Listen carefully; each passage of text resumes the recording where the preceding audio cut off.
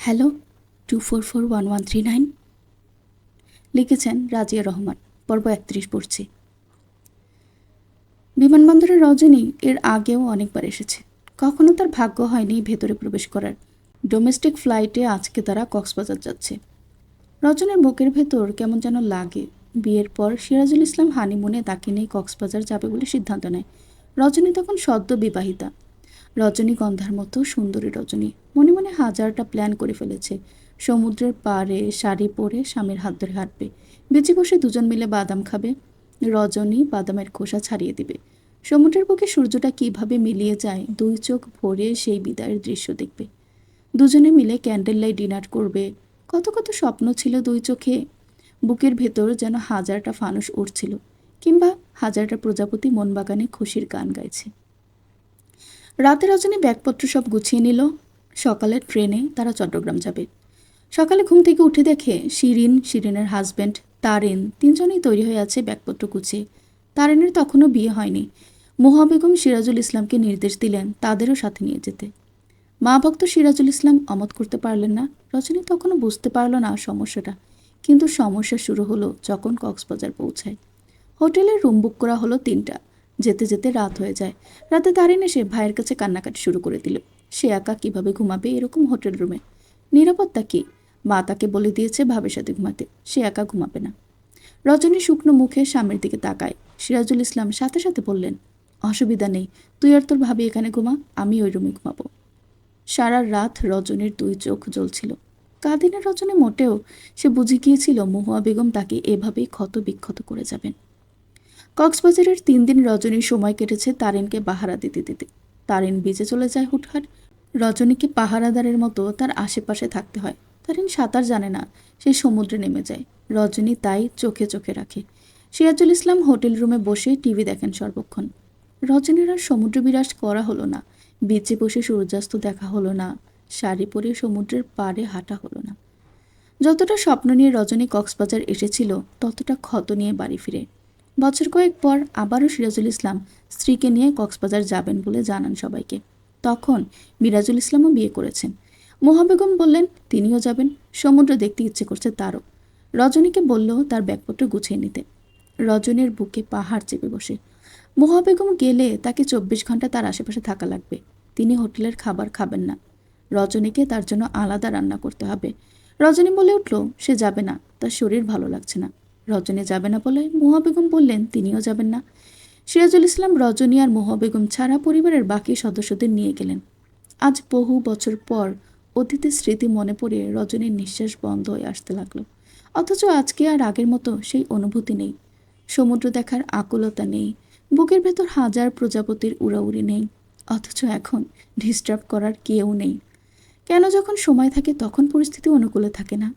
কেন সময় গেলে সব পাওয়া যায়, তখন কি মনের সেই আনন্দ থাকে?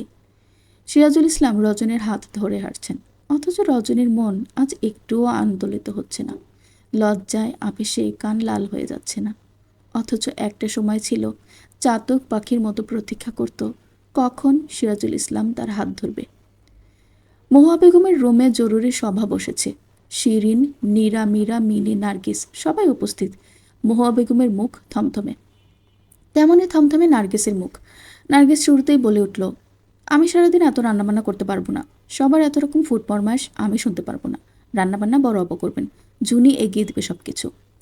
শিরিন আর্তনাদ করে বলল, শুনলেন আম্মা, আপনার ছোট ছেলের বউ কি বলছে শুনছেন আপনি? আমি কি রান্না করবো? আমি জমিদার বংশের মেয়ে, কামের মেয়ে না আমি। ছোট বংশের মাইয়ার সাহস কত আমারে রাঁধতে বলে? নার্গিস চটল না। সে জানে তাকে দিয়ে কেউ কিচ্ছু করাতে পারবে না, তাই ঠান্ডা গলায় বলল, আমার যা বলার বলে দিয়েছি। আমি রান্নাঘরে কোনো কাজ করতে পারবো না। লাগলে আমার পোলাপানের জন্য হোটেল থেকে খাবার আনবো। মহুয়া বেগম বললেন, বাড়িতে যে এত অতিথি, তারা আমার দিকে যারা, তাদের জন্য আমি খাবার এনে দিব। সবার চিন্তা তো আমার না আম্মা। মহুয়া বেগম কি বলবেন বুঝতে পারছেন না। ছোট ছেলেকে বলে লাভ বিশেষ হবে না। মহুয়া বেগম নার্গিসকে উদ্দেশ্য করে বলল, তুমি এত স্বার্থপর কবে হলে? নার্গিস হাসে। আজ আর রাগ হয় না তার। মিষ্টি হেসে বলল, আম্মা, আমি কিন্তু শুরুতে এরকম ছিলাম না, বরং নিচু পরিবার থেকে বউ হয়ে এসেছি। সবসময় হীনমন্য ছিলাম। আপনি আমাকে শিখিয়েছেন এসব। আপনি আমাকে বুঝিয়েছেন আমি ছোট বউ, আমার কোনো কাজ করতে হবে না। সবসময় বড় ভাবির নামে আমার কানে বিষ ঢেলেছেন। আমাকে হাতে কলমে আপনি এরকম করেছেন সবার অলক্ষ্যে, এমনকি আপনার ছেলেরও। আমি চাইলেই আপনার ছেলেকে বলতে পারি আপনি যে আমাকে এসব শিখিয়েছেন। মুয়া বেগম আর কথা বাড়ান না। শিরিন বলল, আম্মা, আপনি বড় ভাইদের সবাইরে এই বাড়ি থেকে বের করে দেন। আপনার ওর মধ্যে ছাড়া ওরা এরকম সিদ্ধান্ত নেয় কিভাবে? মুয়া বেগম বিরক্ত হলেন মেয়ের কথায়। রজনী নেই, এখনও 24 ঘন্টা হয়নি, এখনই তিনি এরকম বিপদে পড়েছেন। রজনীকে এই বাড়ি থেকে বের করে দিলে তিনি নিজেই তো ভাতে মারবেন। রাতের বেলা নার্গিস সত্যি সত্যি নির্জনকে দিয়ে হোটেল থেকে খাবার আনিয়ে নিল। মুয়া বেগম রুমে বসে শুনতে পেলেন সেই খবর। শিরিন এসে জানিয়ে গেছে। রাগে শিরিন কাঁপছে। মাকে এসে বলল, তোমার ছোট ছেলের বউ যে একটা আস্ত বেয়াদব মেয়ে, তুমি জানো? ও হোটেল থেকে তিহারি নিয়ে আসছে শুধু ওদের জন্য। ভালো না লাগলেও বলতে হচ্ছে। বড় ভাবি তো কোনোদিন এরকম কিছু করেনি মা। আমরা সবাই রাতে কি খাবো সেই চিন্তা একবারও করেননি উনি। নীরা বলল, মা, ওরা তেহেরি এনেছে, আমি কাচ্চি আনবো, তুমি টাকা দাও। শিরিন টাকা বের করে দিল। মোহা বেগম অবাক হয়ে দেখলেন কিছুক্ষণ পর নীরা 4 প্যাকেট কাচ্চি নিয়ে এসেছে। নার্গিস যে রান্না করবে না মোহা বেগম জানেন। নিজের মেয়েকে উদ্দেশ্য করে বললেন, বাড়িতে যে এত অতিথি, ওরা কি খাবে? নার্গিস রান্তাছে না, তাই তুইও রানবি না? মা, আমি এত মানুষের জন্য রান্নাবান্না করতে পারবো না। আমি এবারের মেয়ে, কাজের লোক না। এরকম হলে আমি আমার শ্বশুরবাড়ি চলে যাবো। এত মানুষের কাজ আমি করতে পারবো না। মহুয়া বেগম অথই জলে পড়লেন। তার নিজের খাবারের দাবারের অনেক রকম বিধি নিষেধ আছে। সব খাবার তিনি খান না সবসময়। অনেক অনেক দিন পর বুকের ভেতর কেমন অপরাধ বোধ জন্ম নিচ্ছে তার। রজনীকে কষ্ট দেওয়ার জন্য তিনি সবসময় নার্গিসকে ব্যবহার করেছেন। দুই বউকে সবসময় প্রতিপক্ষ বানিয়ে রেখেছেন। আজ দেখলেন তিনিই আসলে সবার প্রতিপক্ষ হয়ে গেছেন। প্রায় 30-32 বছর পর মহুয়া বেগম রান্না করতে এলেন। আজ এত অসহায় লাগছে তার। দিন শেষে তার পাশে কেউ নেই। পিয়াসা জড়সড় হয়ে বসে আছে আশারের পাশে। কেমন দমবন্ধ অনুভূতি হচ্ছে তার। এই লোকটা থেকে সে দূরে দূরে থাকতে চায়, অথচ ভাগ্য তাকে বারবার কেন কাছাকাছি নিয়ে আসে। অনেকটা সময় পর আশার গাড়ি থামায় একটা রেস্টুরেন্টের সামনে। মা যেহেতু বাড়িতে নেই, পিয়াসাকে দেখে রাখার সম্পূর্ণ দায়িত্ব আশারের নিজের। আশার গাড়ি থেকে নেমে পিয়াসাকে গাড়ির দরজা খুলে দিল। আশারের সাথে পিয়াসার কিছুতেই খেতে ইচ্ছে করছে না। এই লোকটাকে সে ভীষণভাবে অপছন্দ করে। রেস্টুরেন্টে ঢুকতেই কয়েকটা টেবিল থেকে 10-12টা মেয়ে ছুটে আসলো। পিয়াসাকে ঠেলে ঠুলে সরিয়ে দিয়ে সবাই মিলে আশারকে ঘিরে ধরল। সবার ধাক্কাধাক্কিতে পিয়াসা দরজার সামনে চলে গেল। ভাইয়া, একটা সেলফি, বলে মৌমাছির মতো ঘিরে ধরল সবাই আশারকে। এদিক ওদিক তাকিয়ে আশার পিয়াসাকে না খুঁজে পেয়ে সবাইকে সরিয়ে বলল, প্লিজ আমার কৈতরকে আগে ভেতরে আসতে দিন। পিয়াসার হাত ধরে আশার ভেতরে নিয়ে আসলো। লজ্জায় পিয়াসা মাথা নিচু করে ভেতরে এলো। তারপর একটা চেয়ার টেনে পিয়াসাকে বসিয়ে দিল আশার। পুরো ব্যাপারটা ভিডিও করে কেউ একজন ফেসবুকে আপলোড করে দিল। ক্যাপশন ছিল, অবশেষে সবার ফেভারিট আশার ভাইয়ার প্রিয়তমার দেখা পাওয়া গেল। খাওয়া দাওয়া করে বাসায় ফেরার পথে পিয়াসা ফেসবুকে ঢুকে পিয়াসার হার্টবিট বেড়ে গেল। এই ভিডিওটা ভাইরাল হয়ে গেছে। ভিডিওতে পিয়াসার চেহারা স্পষ্ট না। পিয়াসা নিজের বুকের ধুকপুকানি নিজে শুনতে পাচ্ছে। চকিতে আশারের দিকে তাকায় সে। আশার ড্রাইভিংয়ে ব্যস্ত। পিয়াসার হুট করেই কেমন হাসি পাচ্ছে। এই পণ্যটাকে সে ভালোবাসতে যাবে কিসের জন্য? তাছাড়া এই লোক আগে থেকেই তো এঙ্গেজড। বাসায় ফিরতে বেশি রাত হলো না। আশার পুরো পথ আর পিয়াসার সাথে কথা বলেনি। রেস্টুরেন্ট থেকেই পিয়াসা কেমন মুখ কালো করে আছে। তার জন্য পিয়াসা বিব্রত হবে এটা সে কখনোই চায় না। বাসায় ফিরে পিয়াসা দেখলো রান্নাঘর থেকে শব্দ আসছে। আজকে তো রজনী আন্টি নেই, কে রান্না করছে? কৌতূহলী হয়ে পিয়াসা এগিয়ে যায় রান্নাঘরের দিকে। রান্নাঘরে ঢুকেই পিয়াসা চমকে ওঠে। দাদি রান্না করছে। পিয়াসার কেমন মায়া লাগে বয়স্ক মানুষটার জন্য। এই যে কাপা কাপা হাতে বটিতে আলু কাটছেন তিনি, চুলায় মাছ ভাজতে দিয়েছেন, মাছ পুড়ে যাচ্ছে, তার কোনো হুঁশ নেই। পিয়াসা এগিয়ে গিয়ে চুলা বন্ধ করে দেয়। রান্নাবান্নার কাজ মা কখনো তাকে শেখায়নি, কখনো সুযোগ হয়নি পিয়াসার ওভাবে শেখার। একটা চামচ দিয়ে পিয়াসা মাছ উল্টে দিয়ে চুলা অন করে দিল। তারপর মুহা বেগমের সামনে বসে বলল, দাদি, আমি করি। আমি কিন্তু পারি না, আমাকে মা কখনো শেখায়নি এসব। আমার শিখতে ইচ্ছে করছে, আপনি আমাকে একটু দেখিয়ে দেন, আমি করে দিই আপনাকে। মহা বেগমের মনে হলো এ জীবনে আপন আসলে কে? নিজের মেয়ে, নাতনি, পুত্রবধূ কেউই তো একবার উকি দিয়ে দেখতে এলো না। অথচ অচেনা এই মেয়েটা, যাকে তিনি চরম অপছন্দ করেন, সে এগিয়ে এলো তাকে সাহায্য করতে। সময় বদলানোর সাথে সাথে কি একটা সময় গিয়ে আপন পরের সংজ্ঞাও বদলে যায়? চেনা মানুষ এভাবেই দূরে চলে যায়? মহা বেগমের সারা শরীর থরথর করে কাঁপছে। আজকে তার খাওয়া হয়নি ভালো করে। রজনী থাকলে এত অনিয়ম হতো না। নিজের মেয়েও খেয়াল করেনি তার মা যে সকাল থেকে না খাওয়া। পিয়াসা মহুয়া বেগমের গা কাঁপতে দেখি এগিয়ে এসে জড়িয়ে ধরে, তাকে কোনো মতে ধরে নিয়ে সোফায় বসিয়ে দেয়। কাকে ডাকবে খুঁজে পায় না পিয়াসা। সবার রুমে দরজা বন্ধ। রজনী আন্টি যাওয়ার সাথে সাথে এই বাড়ির কোলাহল যেন হারিয়ে গেছে নিমিষেই। পিয়াসা ছুটে যায় আশারের রুমে। এই রুমে পিয়াসা না আসলেও চিনে। রুমের ভেজানো দরজা ধাক্কা দিয়ে ভেতরে ঢুকে পিয়াসা। বাইরে থেকে ফিরে আসার গোসল করলো। খালি গায়ে একটা তোয়ালে পরে বের হয়ে আলমারিতে নিজের টি শার্ট খুঁজছে। পিয়াসা এসে পড়ে সেই মুহূর্তেই। পিয়াসাকে দেখে আসার আপন মনেই বলল, অবশেষে কৈতর তার খোপে এলো। ওয়েলকাম কৈতর। পিয়াসা ব্রু কুচকে বলল, কি বলছেন এসব? কৈতর পালতে পালতে কি মাথা হ্যাং হয়ে গেছে নাকি? আমি কৈতর না, মানুষ। পিয়াসা আমি। আশার হেসে বলল, আমার রুমে হঠাৎ কি মনে করে? আমাকে মিস করছিলে? আপনার মতো বন্য কাউকে আমি মিস করতে যাব কোন দুঃখে? আশার পিয়াসার হাত টেনে নিজের কাছে আনে। পিয়াসার কানের কাছে মুখ নিয়ে ফিসফিস করে বলল, কোনো একদিন যদি এই বন্য মানুষটাকেই জীবন তোমার করে দেয়। পিয়াসা ধাক্কা দিয়ে নিজেকে সরিয়ে নিতে চায়। আশার খুব শক্ত করে ধরে আছে। পিয়াসা নিজেকে এক চুলও সরাতে পারে না। আশার হেসে বলল, বৃথা চেষ্টা করো না আমার রঙ্গিলা কৈতর। এই খোপে একবার যখন ধরা দিয়েছ, আজীবনের জন্য আর ছাড়ব না আমি। আশার যাকে চায় তাকে নিজের করে রেখে দেয়। পিয়াসার কেমন নিঃশ্বাস আটকে আসছে। এই লোকটা এমন চাপড়ে ধরে আছে কেন তাকে? আমাকে ছাড়ুন প্লিজ, আমার দম বন্ধ লাগছে। ছাড়ার জন্য তো ধরিনি, তুমি নিজে যখন ধরা দিয়েছ আমি তো ছাড়ব না। পিয়াসা কাঁদো কাঁদো গলায় বলল, আমি ইচ্ছে করে আসিনি এখানে। বিশ্বাস করুন দাদি কেমন করছে, তাই এসেছে আপনাকে ডাকতে। আশার হেসে ফেলে পিয়াসার ভয়ার্ত মুখের দিকে তাকিয়ে। পর্ব ৩২। মীরাকে শিরিন পাঠিয়েছে আষাঢ়ের রুমে।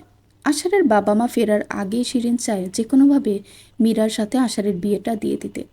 তাতে যদি নিজের মেয়ের কিছুটা বদনাম হয় হোক। এরকম রাজ্য আর রাজপুত্র থাকলে একটু একটু কলঙ্ক মেনে নেওয়া যায়। শিরিন মনে মনে জানে আষাঢ়ের মতো ছেলে দ্বিতীয়টি হবে না। অন্য কোনো মেয়ে কেন এত ভালো একটা ছেলের বউ হবে তার নিজের মেয়ে থাকতে? মীরা যদিও মাঝখানে মায়ের এসব পাগলামির সাথে তাল মেলানো বন্ধ করে দিয়েছিল, কিন্তু ইদানিং আষাঢ়ের এত ক্রেজ, এত ফন ফলোয়ার দেখে মীরার মনে আবারও লোভ জন্মায়। তাছাড়া আষাঢ় তার মামার একমাত্র ছেলে। মামার তো আছেই, আষাঢ়ের নিজেরও তো কোনো কিছু কম নেই। তাই মায়ের পরামর্শ মতো মীরা এলো আষাঢ়ের রুমে। এই সময় আষাঢ় গোসল করে গুনগুন সুরে গান গাইবে। আষাঢ় মানুষটাই অলরাউন্ডার। তার গানের গলা ভীষণ ভালো। স্কুল লেভেল পর্যন্ত গান গাইতো স্কুলের বিভিন্ন অনুষ্ঠানে। এরপর রাজনীতির সাথে জড়িয়ে গান গাওয়া ছেড়ে দিয়েছে বোধহয়। তবে নিজের রুমে একা একা গুনগুন করে। মীরার মনে দ্বিধাদ্বন্দ্ব। আশার বলেছে সে এঙ্গেজড। তার দৃঢ় গলার স্বর মীরা বুঝে, কিন্তু বিশ্বাস করতে পারে না। ওদিকে মীরার মাও মীরাকে দিনরাত ২৪ ঘন্টা চাপাচাপি করে আষাঢ়ের কাছাকাছি থাকার জন্য। যে মানুষটা স্পষ্ট তাকে অপমান করে সোজা সবটা জানিয়ে দেয় সে এঙ্গেজড, তার মন অন্য কাউকে দিয়েছে, তাকে কি জোর করে নিজের করা যায় কখনো? মীরা বিশ্বাস করে না আশার কারোর সাথে সম্পর্কে আছে, আবার অবিশ্বাসও করতে পারে না। মিথ্যা কথা এত দৃঢ়ভাবে বলা যায় না। তাছাড়া আশার ভাই বলেছে তিনি যাকে ভালোবাসেন সে মীরার চেনা। আশারের রুমের সামনে আসতেই দেখে পিয়াসা এই রুমে। মীরা দেয়ালের পাশে লুকিয়ে যায় পিয়াসাকে দেখে। পিয়াসা এখানে কি করছে? মীরাকে অবাক করে দিয়ে আশার হুট করে পিয়াসাকে কাছে টেনে নেয়। মীরার মাথায় থপ করে আগুন জ্বলে ওঠে। তার মানে আশার ভাই মিথ্যে বলেনি, পিয়াসা তো মীরার চেনা। মীরা দুয়ে দুয়ে চার মেলাতে ব্যস্ত হয়ে যায়। এজন্যই কি পিয়াসার প্রতি আশার ভাইয়ের এত টান, এত উতলা? এজন্যই তিনি? মীরার দুই চোখ জ্বলে ওঠে। বহু বছর আগের সেই দিনটির কথা মনে পড়ে যায়। আশার ভাই তাকে কষে দুটো থাপ্পড় মেরেছিল। পিয়াসারা প্রথম এই বাড়িতে বেড়াতে আসার পর ঈর্ষান্বিত হয়ে মীরা পিয়াসার লেহেঙ্গার উপরের টপসের ফিতা কেটে দেয়। মেহমান যাওয়ার পর আশার ভাই তাকে থাপ্পড় দেয়। আর কোনো আশা ভরসা নেই মীরার। বেকার সময় নষ্ট করেছে সে এতদিন মায়ের কথা ধরে। আশার ভাইয়ের কথা বিশ্বাস করা ভালো ছিল, তিনি তো তাকে জানিয়েছেন আরও আগেই। আশার ফিসফিস করে বলল, আমি সরি পিয়াসা, আমি তোমাকে হার্ট করতে অথবা কোনোভাবে অপ্রস্তুত করতে এই কাজটা করিনি। দেয়ালের পাশ ঘেঁষে মীরা দাঁড়িয়ে আছে। মীরাকে দেখানোর জন্যই আমি তোমাকে এভাবে কাছে টেনে নিয়েছি। এই মুহূর্তে দাঁড়িয়ে তুমি হয়তো বুঝতে পারবে না ব্যাপারটা। তোমার কাছে এটা খারাপ মনে হচ্ছে, হবে। ব্যাপারটা তুমি বুঝতে পারবে কিছুদিন পরে। তোমাকে সুরক্ষিত রাখতেই আমাকে এটা করতে হয়েছে পিয়াসা। আশার আর পিয়াসাকে এরকম কাছাকাছি থাকতে দেখে মীরা আর সামনে আসে না, নীরবে স্থান ত্যাগ করে। মীরা বুঝে যায় অযথা আর পিয়াসার পেছনে লাগা যাবে না। পিয়াসার উপর আষাঢ়ের ছায়া আছে যখন, কেউ আর পিয়াসাকে কিচ্ছু করতে পারবে না। মা আর বোনদের আগেই সাবধান করে দিতে হবে। এই বাড়িতে নিজেরা যেভাবে থাকছে তা না হলে সেটুকুও শেষ হয়ে যাবে।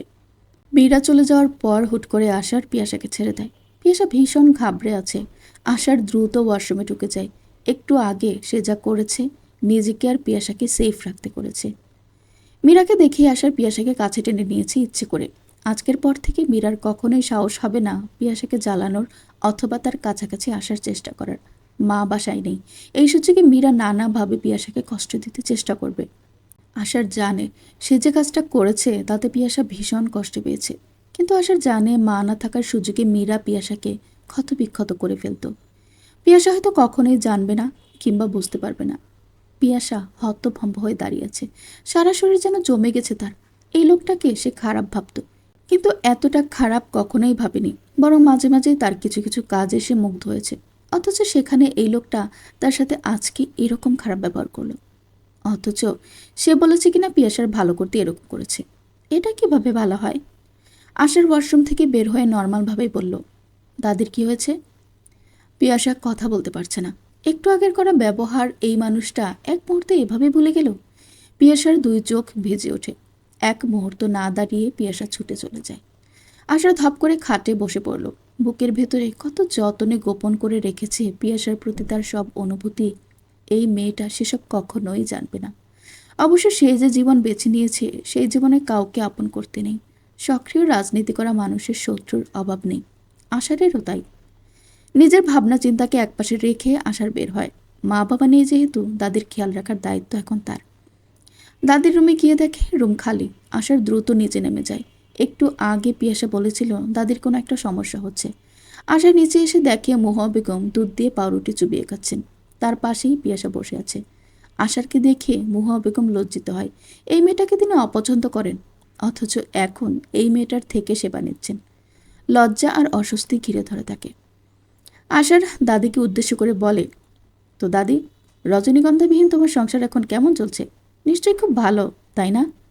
আমার মা তো ছিল আস্ত একটা ঝামেলা তোমাদের জন্য।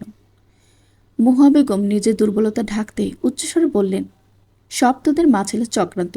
তুই আর তোর মা আমার ছেলে মাথা খাইছস। আমার ছেলে এজন্য এখন আমার কথা শোনে না। আমি আল্লাহর কাছে বিচার দিব। তোর মা আমার তামাশা দেখার জন্য আমারে রাইখা আমার ছেলের লগে এই বুইরাকালে রং তামাশা করতে গেছে। তোর মায়ের কারণে এই বয়সে আমাকে রান্না করে ঢুকতে আইছে। আল্লাহ বিচার করবে তোর মায়ের। আশার হেসে ওঠে। পিয়াসা হতবাক হয়। এই কেমন মানুষ? কি বলছেন উনি? আশার বলে ওঠে, আপনি ভীষণ অদ্ভুত মানুষ দাদি। এত বছর ধরে যিনি আপনার সব দায়িত্ব পালন করেছেন তাকেই আপনি সাপান্ত করছেন। আর যারা গায়ে বাতাস লাগিয়ে করছে তাদের কিছুই বলার নেই আপনার? কই, তাদের তো কিছু বলছেন না। তাহলে আমার মাকেই কেন এভাবে অভিশাপ দিচ্ছেন? আপনি যদি ভাবেন আপনার অভিশাপে আমার মায়ের অনেক বড় ক্ষতি হবে, তাহলে আপনি বোকার স্বর্গে বাস করছেন। বিড়ালের দোয়ায় শিখেছিলেন না দাদি। মহুয়া বেগমের দুই চোখ ভিজে ওঠে। এত অসহায় হয়ে গেছেন কেন তিনি? কেন রজনীকে ছাড়া তিনি আজ একেবারে অচল হয়ে গেছেন? এত বছর ধরে নিজের মধ্যে জমিদারির যে ভাব তিনি ধরে রেখেছেন তা এবার আস্তে আস্তে কি খসে পড়বে? সবাই জানবে মহুয়া বেগমের ছেলের বউয়েরা মহুয়া বেগমকে কানা করিয়েও মূল্য দেয় না। সবাই জানবে মহুয়া বেগম আজ সারা দিন না খেয়েছিলেন। অতিথি আত্মা যে ধারা তাদের বংশে প্রচলিত ছিল, রজনী চলে যাওয়ার সাথে সাথে কি তাও বন্ধ হয়ে যাবে? রজনীর উপর মহুয়া বেগমের ক্রোধ আরও বাড়তে থাকে। শিরিন মীরার হাত চেপে ধরে বলল, তোরে আমি কি শিখাই পাঠাইছি হারামজাদি মাইয়া? মা, সব কিছু গায়ের জোরে হয় না। আশার ভাইকে নিয়ে তুমি মনে মনে যেই পরিকল্পনা করে রাখছো সেসব এখন থেকে বাদ দাও। আর আমি আর কখনোই আশার ভাইয়ের সাথে এরকম ঢলাঢলি করতে পারবো না। তোর মতো মাথা মোটা গর্ধব কেমনে আমার পেটে জন্ম নিল? আশার সোনার খনি হারামজাদি, নিজের ভালো বুঝোস না কেন? বেড়া মানুষ হচ্ছে মোম, পাইয়া মানুষ হচ্ছে আগুন। আগুন দেখলে মোম গলবে। একবার গলে গেলে আজীবনের জন্য বন্দোবস্ত করে দিব আমি। আরও কি তোরে খুলে বলতে হবে? মীরার বিরক্ত হয়ে বলল, মা, আমি যদি ন্যাংটা হয়ে ওনার পাশে গিয়ে বসি উনি গলবে না। উনি মোম না, উনি লোহা। ওনারা যে আগুন গলাতে পারে সেটা আমি না। দুনিয়ার কেউই পারবে না ওনাকে টলাতে। আর উনি যারা পছন্দ করে তার নখের যোগ্য আমি না, না রূপে, না গুণে, না ব্যবহারে। শিরিন মীরার গাল চেপে ধরে বলল, কারে পছন্দ করে আমারে? বল আমারে। না মা, আমি বলতে পারবো না। আমি কখনোই বলবো না তোমাকে। তুমি আমার মা, আমি চিনি তোমাকে। সেই মেয়েকে জানতে পারলে তুমি তার ক্ষতি করতে চাইবে, আর আশার ভাই সেটা জানতে পারলে কুরুক্ষেত্র বাঁধিয়ে দিবে। আমার আর এসব কুটকাচাল ভালো লাগে না মা। আমি এবার শান্তি চাই। অযথা তোমার কথা শুনে সময় নষ্ট করেছে আশার ভাইয়ের পিছনে ঘুরে। শিরিন নীরাকে ডেকে এনে, বড় মেয়েটা মেজুমের চাইতে ভালো বুদ্ধিমতী। নীরাকে সব বলতেই নীরা বলে, আচ্ছা মা, কিছুদিন চুপ থাকো। মীরার মনে হয়তো কোনো দ্বিধা আছে, কিছুদিন গেলে ঠিক হয়ে যাবে। মীরা মনে মনে বলল, আমি আর কখনোই আশার ভাইয়ের সাথে এরকম সম্পর্ক করতে যাব না। আমি নিজ চোখে দেখে এসেছি। এত এত ফ্যান ফলোয়ার হওয়ার পরেও যিনি সেই অনেক বছর আগে থেকে পছন্দ করে রাখা পিয়াসাকে আঁকড়ে ধরে থাকতে পারেন, তিনি কখনোই পিয়াসাকে ছেড়ে দ্বিতীয় কাউকে জীবনে চাইবেন না। তাছাড়া বিয়ে জীবনে একবার হয়। মায়ের কথা শুনে আমি নিজের জীবন নিয়ে এত বড় রিস্ক নেব না। পিয়াসাকে আগে যতটা ইনসাল্ট করেছি, এবার থেকে শুধরে যেতে হবে। পর্ব 33। যতটা আনন্দ নিয়ে আষাঢ়ের দিন শুরু হয়েছিল, ঠিক ততটাই যন্ত্রণা নিয়ে দিনের পরিসমাপ্তি হলো। সকালে বাবা যখন তাকে জানিয়েছিল মাকে না জানিয়ে তিনি একটা সারপ্রাইজ ট্যুর দিতে চান মাকে সাথে নিয়ে, আষাঢ়ের মনে হয়েছিল এই জীবনের সব সুখ বুঝি তার হাতের মুঠোয় এসে ধরা দিয়েছে। বাবা মায়ের মধ্যে একটা সুন্দর সম্পর্কের চেয়ে দামি আষাঢ়ের কাছে কিছুই নেই। দুজনের মধ্যকার সম্পর্ককে ভালো রাখতে আসার অদৃশ্য সুতোর মতো জড়িয়েছিল দুজনের মধ্যখানে তাদের অজান্তেই। অবশেষে বাবার চোখের পর্দা খুলল। আফসোস এটাই, আরও কয়েক বছর আগে খুললে মা একটু স্বস্তি পেত। আশার রুমে আসলো যখন, তখন রাত প্রায় 2টো। আজ প্রথমবারের মতো আশার অনুভব করলো মা কতটা পরিশ্রম করে। অনুভব করেই আষাঢ়ের বুকটা ভারী হয়ে এলো। মায়ের জন্য কখনো কিছু করা হয়নি। জীবন এমন কেন? আশার বুঝতে পারে না কত দিক সামলাতে হবে তাকে। ভাবতে ভাবতে মনে হলো পিয়াসার কথা। পিয়াসার কথা মনে পড়তেই আষাঢ়ের বুকে যেন ভারী পাথর চেপে বসলো। এই মেয়েটা এত অবুঝ কেন? সবসময় কেন সে আশারকে ভিলেন মনে করে? আশার তাকে স্পেস দিতে বাড়িতে থাকা কমিয়ে দিয়েছে। বাড়িতে থাকলেও রুম থেকে বের হয় না। অথচ মেয়েটা কিছুই বুঝতে চায় না। সবাই বলে আষাঢ়ের চোখের দিকে তাকালেই মেয়েরা প্রেমের সমুদ্রে ডুবে যায়। অথচ 2 চোখ ভর্তি মায়া নিয়ে আশার এই মেয়েটার দিকে তাকায়, সেটাই এই মেয়ে বুঝতে পারে না। সৃষ্টিকর্তা এই কেমন খেলা খেলে মানুষকে নিয়ে? যাকে মন চায় সে ছাড়া দুনিয়ার সবাই তাকে ভালোবাসে। অদ্ভুত সব নিয়ম এই জগতের। আশার জানে আজকের পর থেকে পিয়াসার আর তার মধ্যে একটা অদৃশ্য দূরত্ব তৈরি হবে। পিয়াসার সাথে সম্পর্ক যতটা সহজ হয়েছিল, ঠিক ততটাই দূরে চলে যাবে পিয়াসা তার থেকে। অথচ সে চেয়েছিল পিয়াসাকে নিজের করে পেতে। সকাল হতেই মিরাজুল ইসলাম নার্গিসকে ডাকতে লাগলেন। এমন সাত সকালে চেঁচামেচি শুনে নার্গিস বিরক্ত হয়ে বলল, এরকম চেঁচান কেন? সমস্যা কি আপনার? বড় ভাবি নাই, গিয়ে নাস্তা বানাও যাও। নার্গিস মুখ ঝামটা দিয়ে বলল, আমারে কি কোনোভাবে জুনির বোন মনে হয়? আমি কাজের বেটি? নিজের সংসারে কাজ করলে কেউ কাজের বেটি হয়ে যায় না। ঠিক বলছেন, নিজের সংসার হতে হয় সেটা। এটা কার সংসার? আমার? কখনো না। এখনও আপনার মায়ের সংসার এটা। আপনার মায়ের পর হবে আপনার ভাবির। আমি এই সংসারের কেউ না। এই সংসারের কোনো দায়িত্ব তাই আমার না। মিরাজুল ইসলাম গম্ভীর হয়ে বলে উঠলেন, তর্ক করবে না। তর্ক আমি কম জানি না। এক্ষুনি গিয়ে নাস্তা বানাও, মায়ের খাবার তৈরি করো। না করলে? মিরাজুল ইসলামের মেজাজ তিরিক্ষি হয়ে গেল। রাগান্বিত হয়ে বললেন, তাহলে বের হয়ে যাও যেদিকে ইচ্ছে। নার্গিস আর অপেক্ষা করল না, সত্যি সত্যি উঠে বের হয়ে গেল। মহুয়া বেগমকে এই সুযোগে একটা উচিত শিক্ষা দিতে হবে। মিরাজুল ইসলাম ভেবেছেন নার্গিস বোধহয় রান্নাঘরে আছে, কিন্তু তার ভুল ভাঙল অফিসে যাওয়ার সময় যখন দেখলেন নার্গিস বাড়িতে নাই। নির্জন নীরব পিঙ্কি রিঙ্কি চারজনেই মাকে খুঁজতে লাগলো, কিন্তু নার্গিসকে কোথাও পেল না। সকালে পিয়াসার জন্য নাস্তা নিয়ে এলো ঝুনি খালা। আজকে কে নাস্তা বানালো? কিছুক্ষণ আগে শুনতে পেয়েছে নার্গিস আন্দি বাড়িতে নাই। ঝুনি খালাকে সেই প্রশ্ন করতেই ঝুনি খালা বলল, আমি আটা সিদ্ধ করে দিছি, আশার মামা রুটি বানাইছে। পিয়াসা রুটির দিকে তাকিয়ে মুগ্ধ হয়। এত সুন্দর পাতলা রুটি একজন পুরুষ মানুষ বানিয়েছে? ভাবতে অবাক লাগে পিয়াসার। শিরিন অনেক তদন্ত করেও মীরার থেকে কথা বের করতে পারল না আশার কাকে পছন্দ করে। হিংসায় শিরিনের সারা শরীর কেমন জ্বলতে থাকে। সকালে শিরিনের সবসময় দেরি করে ঘুম থেকে ওঠার অভ্যাস। এখন রজনী নেই। মহুয়া বেগম শিরিনকে বলেছেন সকালে একটু জলদি উঠে নাস্তা বানাতে, জুনির সাথে হাত লাগাতে। শিরিন তাই ইচ্ছে করে আজকে আরও দেরি করে ঘুম থেকে উঠল। ঘুম থেকে উঠতেই মিনি গিয়ে জানালো ছোট মামি বাড়ি থেকে বের হয়ে গেছে। শিরিন তড়াক করে উঠে দাঁড়ায়। কি বলছে? এত বড় ঘটনা ঘটে গেছে অথচ সে জানে না? দ্রুত রুম থেকে বের হয়ে রান্নাঘরে যায় শিরিন। রান্নাঘরে গিয়ে দেখে আশার রুটি বানাচ্ছে। শিরিন হতভম্ব হলো না। আশার প্রায় সব কাজই জানে। ওর মা ওকে শিখিয়েছে বউ এলে যাতে বউয়ের উপর চাপ বেশি না পড়ে। আশার হীরের টুকরো ছেলে, আত্মীয় স্বজন সবার কাছে আশার সব দিক থেকেই পারফেক্ট। এজন্যই শিরিন চায়নি আশার হাতছাড়া হোক। নিজের মেয়ের সাথে বিয়েটা দিতে পারলে সব দিক থেকে শিরিন নিশ্চিন্ত হতো। নাস্তার টেবিলে এসে দেখে খা খা করছে পুরো বাড়ি। কোথাও কারো কোনো সারা শব্দ নেই। মীরা চুপচাপ নাস্তা খাচ্ছে। শিরিন মেয়েকে ফিসফিস করে বলল, কাহিনী কিরে, কখন হলো এসব? মীরা রুটি খেতে খেতেই বলল, আমি জানি না মা, আর এসব ক্যাচাল ভাল লাগতেছে না। তোর আবার কি হলো? গত রাত থেকে এরকম নকরা করতেছিস কেন? কিছু হয় নাই মা, আমার ভালো লাগতেছে না। সারাদিন একজনের পর একজন পিছে লাগা আর ভালো লাগে না। নিজেদের আর কোনো কাজ নেই এসব ছাড়া। এটাই কি কাজ মা? অন্যের পিছনে এত লেগে কি পেলা? বাবা গো, নীতিবাক্য শোনাতে এসেছে আমাকে। আজকাল কি এসবের গল্প পড়া শুরু করছিস নাকি? মীরা আর কথা বলল না। গত রাত থেকে মীরার জীবনের সব হিসেব কেমন উল্টাপাল্টা হয়ে গেছে। সব কেমন যেন লাগছে। মীরা একটা মিথ্যা মরিচিকার পেছনে ছুটছিল মায়ের কথা শুনে। বেলা শেষে দেখল ফলাফল শূন্য।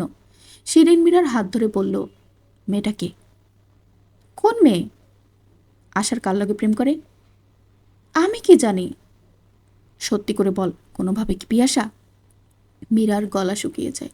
মা জানলে এরপর থেকে পিয়াসার জীবন নরক করে দিবে মা। পিয়াসার এক ফোঁটা ক্ষতি হলে আশার ভাই সব জ্বালিয়ে পুড়িয়ে দিবে। এই কোন দোটানায় পড়ল মীরা? পর্ব 34।